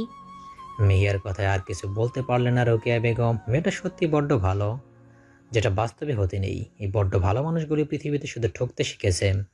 রোকেয়া বেগম সবটাই বললেন মিহিয়াকে। কেমনে আজ তিনি নিঃশেষ হলেন একমাত্র মাহমুদ আলমের কারণে, যে তাকে সম্পত্তির লোভ দেখিয়ে বিয়ে করে, তার পরিবারের সকল সদস্যকে খুন করে, তারপরে তার পারিবারিক সম্পত্তি হাতিয়ে নিয়েছিল। আজ মাহমুদ আলমের কারণেই তিনি এতিম হয়ে গিয়েছেন। খুন করেছিল মাহমুদ আলম রোকেয়া বেগমের পরিবারকে। এটাও বললেন যে রুষা তারই আপন বোন এবং মাহিনের যমজ বোন সে, যাকে মাহমুদ আলম চুরি করেছিলেন জন্মের সময়। সেদিন একে একে প্রত্যেকটা সদস্য মিহিয়ার সাথে দেখা করে গেছে। আদ্র অবশ্য তার মাকে সহ সকলে তাদের বাড়িতে পাঠিয়ে দিয়েছিল। এও বলেছিল বাড়িটা যেন সুন্দর করে সাজানো হয়, কারণ পরদিনই তার প্রিয়সীর জন্মদিন, সেটা যেন তার বাড়িতেই করা হয়। শাহানা ইয়াসমিন সিরার কথা সায় দিলেন। অতঃপর সকলকে নিয়ে চলে এলেন শালসাবিল মঞ্জিল। হাসপাতালে শুধু আদ্র, মাহিনা, রুষা থেকে গিয়েছিল। নিতু থাকতে চাইলেও রুষা তাকে জোর করে পাঠিয়ে দিয়েছে, কারণ সেও দুর্বল, তারও রেস্ট নেওয়া অত্যন্ত জরুরি। একদিন অবজারভেশনে রেখে ডক্টররা আদ্রকে ইনফর্ম করলো যে মিহিয়া মোটামুটি 90% সুস্থ, তাকে বাড়িতে নিয়ে যেতে কোনো প্রবলেম হবে না। আসলে সেদিন গুলিটা মিহিয়ার কাঁধে লেগেছিল, তাই কোনো প্রবলেম হয়নি। অতিরিক্ত রক্তক্ষরণ হওয়ার সমস্যা দেখা দিয়েছিল। তারপরে সবকিছু কমপ্লিট করে তারা তিনজনে মিলে মিহিয়াকে গাড়িতে তুলে রওনা দিল শালসাবিল মঞ্জিলের উদ্দেশ্যে। মিহু পাখি, আদ্রের কথা ধ্যান ভাঙল মিহির। সে এতক্ষণ মনে মনে ভাবছে হাসপাতালের সমস্ত ঘটনাগুলো। হ্যাঁ, মিহি এখন বেশ সুস্থ, তবে কাঁধে হালকা ব্যথা আছে। কি ভাবছো? এই তো আমার জীবনে ঘটে যাওয়া সমস্ত মুহূর্তগুলোর কথাই ভাবছি। কেমনে কি হলো সেটা। আর এসব ভাবতে হবে না। এখন থেকে আমার সন্তানদের নাম কি রাখা যায় সেটা নিয়েই ভাববে। কেমন মিষ্টি মেহু পাখি। যা, খালি এসব কথা আপনার। আর কথা নেই কি আপনার মুখে? এসব কথা বললেই আমাকে বারবার লজ্জায় ফেলতে আপনার ভালো লাগে, তাই না? বলেই লজ্জা আদ্রের বুকে মুখ লুকালো সে। ভালো লাগে যে আমার তোমার এই লজ্জা মাখা মুখখানি দেখতে, তাই তো তোমায় এত লজ্জা দিই গো। খুবই ভালো লাগে গো আমার শ্যামা পাখি, ভালোবাসি তোমায়। বলে শক্ত করে জড়িয়ে ধরলো মিহিয়াকে, এতটা শক্ত করে ধরলো যেন সে কোথাও পালিয়ে যেতে না পারে। আমিও ভালোবাসি আপনাকে, যেটা বলা যায় না, শুধুই অনুভব করা যায়, কারণ আপনি আমার নেশা। তাই আমিও যে তোর নেশার মতো শ্যামা পাখি। ভালোবাসি আপনাকে, হ্যাঁ, নিজের চেয়েও বেশি। তাই তো আপনার এই বুকের সুখের নীড় খুঁজে পাই আমি, যেন হাজারটা অনুভূতিতে ঘেরা এই প্রশস্ত বুকখানি। আদ্রের বুকে মাথা গুঁজে কথাটা বলল মিহিয়া। তাই তো আমি তোর নেশায় মত্ত শ্যামা পাখি। এই প্রশস্ত বুকের একমাত্র অধিকারিণী তো তুমি। আমিও যে কেবল তোমার উপস্থিতিতে স্বস্তির নিঃশ্বাস নিই, কারণ তুমি হিনা দম বন্ধ লাগে আমার। ভালোবাসি যে তোমায়। বলি আরো শক্ত করে জড়িয়ে নিল মিহিয়াকে। জীবনের প্রতিটা মুহূর্তেই যেন আপনাকে কাছে পাই আদ্র, সেই দোয়াই করি সৃষ্টিকর্তার নিকট। অবশ্যই পাবে মিস মেহু, মিসেস মিহিয়া সারফারাজ। মিসেস হলাম কবে? এখনো তো বিয়েই হয়নি, তাহলে মিসেস বললেন কেন? আদ্রের দিকে সরু দৃষ্টি নিক্ষেপ করে বলল মিহিয়া, সাথে কোমরে 2 হাত দিও। তোমাকে না এখন সেই ছোট্টবেলার মিহু মতোই লাগছে। সেই স্টাইল যেমন করে তুমি আমার দিকে ছোট্টবেলায় তাকাতে, তখন পেতনির মতো লাগলেও এখন কিন্তু হ্যাপি লাগছে গো মিষ্টি বউ। বলে চোখ টিপ মারলো আদ্র। আদ্রের এমন কাণ্ডে তো সেই রকম একটা লজ্জা পেল মিহি। বেচারি লজ্জা একদমই মাথা নিচু করে নিল। বউ ডাকটা শুনে তার শরীরে আলাদা একটা শিহরণ বয়ে গেল, যেটা প্রত্যেকটা মেয়েরই হয়। কেননা তার প্রিয় মানুষের মুখ থেকে এমন ভালোবাসার শব্দ, আলাদা অনুভূতি প্রকাশ করা, যেটা কার না শুনতে ভালো লাগে। মেয়ের ক্ষেত্রেও সেই অনুভূতি প্রকাশ পেয়েছে। সেও চায় তার প্রিয় মানুষটা তাকে এমন করে সারাটা জীবন ধরে ভালোবাসুক। আদ্রের ছোঁয়া ধ্যান ভাঙল তার। লজ্জা পেলে গো বউ? থাক, লজ্জা পেও না। আমি তোমার পছন্দের সেই গানটি গাইব, শুনবা? কোনটা? গাইলেই শুনতে পাবে। বলে মুখ ফুলিয়ে বসে রইল। মুখ ফুলিয়ে বসে থাকিও না গো বউ। মিহিয়ার দিকে এগিয়ে গেল, টুপ করে তাকে নিজের কোলে বসিয়ে দিল, অতঃপর গিটারে সুর তুলে বলল, ভালোবাসবো বাসবো রে বন্ধু তোমায় যতনে, আমার মনের ঘরে চাঁদের আলো চুইয়া চুইয়া পরে, পুষে রাখবো রাখবো রে বন্ধু তোমায় যতনে, ভালোবাসবো বাসবো রে বন্ধু তোমায় যতনে। দুধে আলতা গায়ের বরণ রূপ যে কাঁচা সোনা, আঁচল দিয়া ঢাইকা রাইখো চোখ যেন পড়ে না। আমি প্রথম দেখে পাগল হইলাম, মন তো আর মানে না। কাছে আইসো আইসো রে বন্ধু প্রেমের কারণে, ভালোবাইসো বাইসো রে বন্ধু আমায় যতনে। মিহিয়া অবাক হলো, মানুষটা তাকে এত ভালোবাসে সেটা সে বুঝতেই পারেনি। তার প্রিয় গানটার কথাও সে মনে রেখে দিয়েছে। আদ্রের প্রতি তার ভালোবাসার দ্বিগুণ হারে বেড়ে গেল, সাথে শ্রদ্ধাও। আদ্রকে না দেখলে সে বুঝতোই না যে ভালোবাসাও এতটা গভীর হয়। এমন করে কি দেখো গো? আপনাকে? আচ্ছা, আপনি আমায় এত ভালোবাসেন কেন? আমি বাসি না তো, আমার এই ছোট্ট মনটাই তোমায় ছাড়া যে ব্যাকুল, কিছু বুঝতেই চায় না এই তুমি ছাড়া। সবটা সময় তোমার নেশায় মুক্ত হতে চাই যে। ভালোবাসি। মুখে বলতে নেই গো মিহি পাখি, হৃদয়ে অনুভব করাতে হয়। আমিও ভালোবাসি, দেখো সেটা এখান থেকে আসছে, এই ছোট্ট গৃহ থেকে। বুকের বাপাস দেখিয়ে বলল আদ্র। আচ্ছা, রাত অনেক হলো, রুষা আর দুষ্টু পাখি আমার অপেক্ষায় থাকবে, আসি আমি। আচ্ছা যাও, তবে একটা কাজ আছে, ওয়েট বলে। মেয়েকে দাঁড় করিয়ে আদ্র মিহিয়ার কপালে ভালোবাসার স্পর্শ এঁকে দিল। সাথে সাথেই মিহিয়া কেঁপে উঠল, আঁকড়ে ধরলো আদ্রের পাঞ্জাবি। আদ্র মেয়েকে তার থেকে আলাদা করলো, তারপরে বলল, যাও ঘুমিয়ে পড়ো, আগামী 2 দিন পর কিন্তু আমাদের বিয়ে। সো এখন ভালো করে ঘুমাও, না হলে ঘুমানোর সুযোগ পাবে না। বলে আদ্র একটা টেডি স্মাইল দিয়ে মিহিয়ার মুখের সামনে দরজা লাগিয়ে দিল। এদিকে মিহিয়া আদ্রের কাণ্ডে অবাক না হয়ে পারল না। এটা কি বললো আদ্র? বিয়ের পরে ঘুমাতে পারবো না মানে? তার উপর দরজাও বন্ধ করে দিল, যেন ঘর থেকে বের করে দিয়েছে। সেটা ভেবেই আদ্রকে যা ইচ্ছা গালি দিতে দিতে তার রুমের দিকে এগিয়ে গেল সে। কি রে আপনি, কাকে গালি দিতে দিতে আসছিলি? রুমে ঢুকে জিজ্ঞেস করলো রুষা। কিরে, আর ওই সাদা বিলাইটা কে? সাদা বিলাই কোথাকার? হোয়াট দ্য সাদা বিলাই মিষ্টি বউ? কোমরে দুহাত দিয়ে জিজ্ঞেস করলো নিতু। তোদের আদ্র ভাইয়া। রুমে ঢুকতে ঢুকতে জবাব দিল মিহি। কি হলো ভাইয়া, যে এতগুলো গালি শোনায় দিলা বেচারাকে? মিহির বাক্কা চাপা দিয়ে জিজ্ঞেস করলো রুষা। আর বলিস না, আমাকে নাকি বিয়ের পর রাত থেকে। না কিছু না, সর আমি ঘুমাবো। এবার রুষা নিতু দুজনের দিকে ভ্রু কুঁচকে তাকালো, ব্যাপারটা বোঝার চেষ্টা করছে। মিহিয়া কি বলতে চেয়েছিল তাদের, কিন্তু মাঝপথে থেমে গেল। কোচ তো গড়বড়ে, তারা আবার কি করবে? শুয়ে পড়লো একসাথে, মিয়াকে মাঝখানে দিয়ে দুজন দুপাশে কলবালিশের মতো জড়িয়ে ধরলো তাকে। সে গত মাস থেকে এমন করে থাকছে তারা। অবশ্যই তারা সকলে এ বাড়িতেই থাকে, মানে সকলকে শাহানা ইয়াসমিন শালসাবিল মঞ্জিলে থাকতে বাধ্য করেছে। সেদিনে যখন মিহি একদম সুস্থ হলো, তার পরের দিনে হায়দার জামান সব সত্যি প্রকাশ করলেন যে কেন তাকে তার সাথে স্বার্থপরতা করেছিল।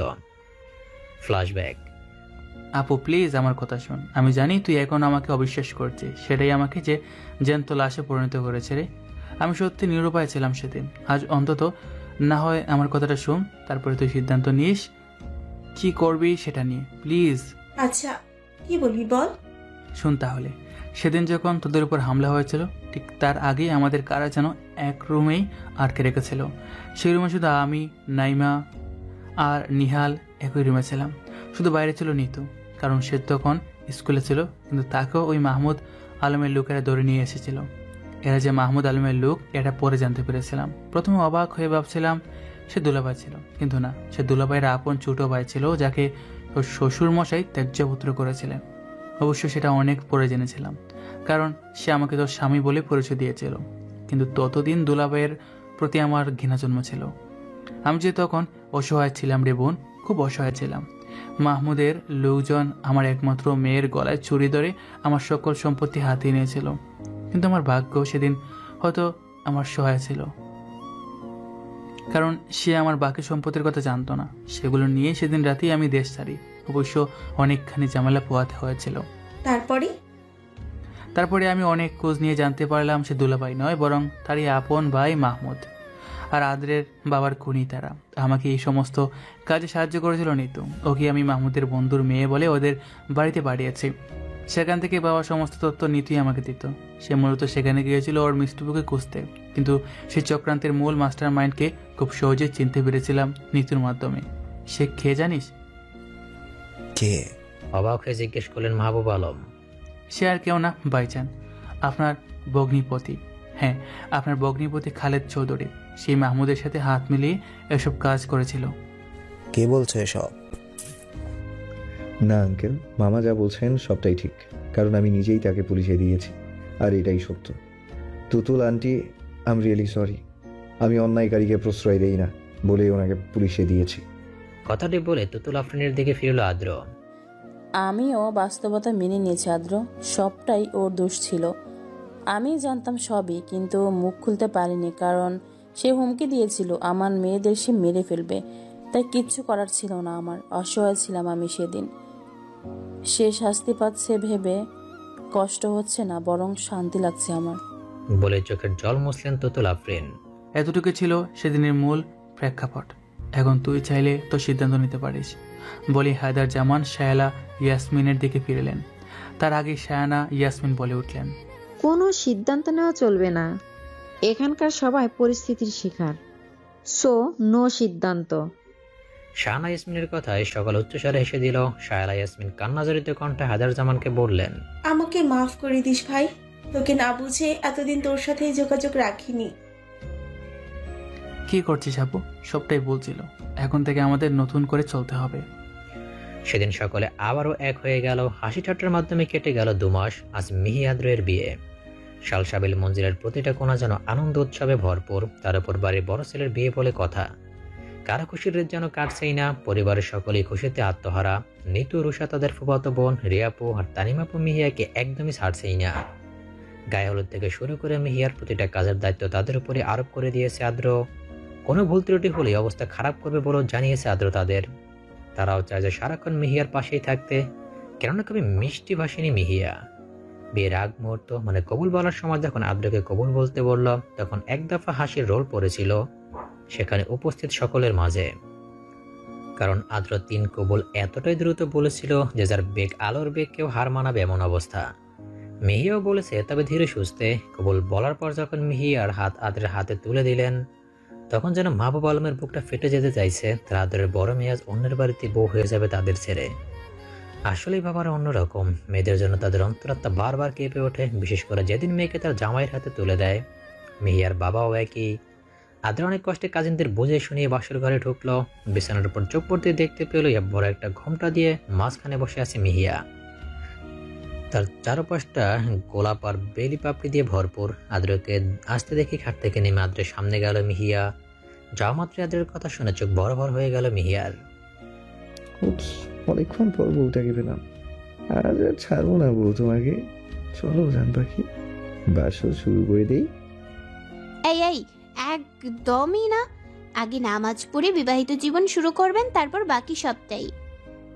তার মানে নামাজের পর সবকিছুই করতে দিবে? ধ্যাত, কথা না বলে অজু করে আসুন। বলে আদ্র ওয়াশরুমের দিকে এগিয়ে গেল। অতঃপর তারা নামাজ দিয়ে তাদের বৈবাহিক জীবন শুরু করলো। তারপরে যায় নামাজ গুছিয়ে রাখতে আদ্র মিহিয়াকে কোলে তুলে নিল। আরে কি করছেন? কি পড়ে যাব তো?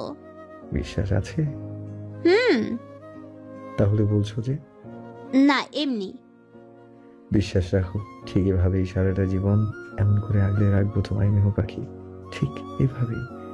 কখনো আমায় ভুল বুঝবেন না তো? তোর নেশায় মত্ত হয়েছি ভুল বোঝার জন্য? সারা জীবন আগলে রাখার জন্যই তো আমি তোর নেশায় মত্ত মেহু পাখি। ভালোবাসি প্রিয়। ভালোবাসি আমিও। বলে আদ্র মিহিতে মত্ত হয়ে গেল। যার প্রতিটা পবিত্র স্পর্শে কেঁপে উঠছে মিহি। আঁকড়ে ধরলো আদ্রকে। আদ্র মিহিকে বিছানায় শুয়ে দিল। অতঃপর হারিয়ে গেল ভালোবাসার এক গভীর সাগরে, যেখানে শুধু পবিত্র ভালোবাসার সন্ধান মিলে। চলুক না তাদের ভালোবাসা এভাবে, হারিয়ে যাক তারা দুজন দুজনের মাঝে। গাঢ় হোক তাদের ভালোবাসার বন্ধন ঠিক এভাবেই। আর কিছু বলতে পারবো না।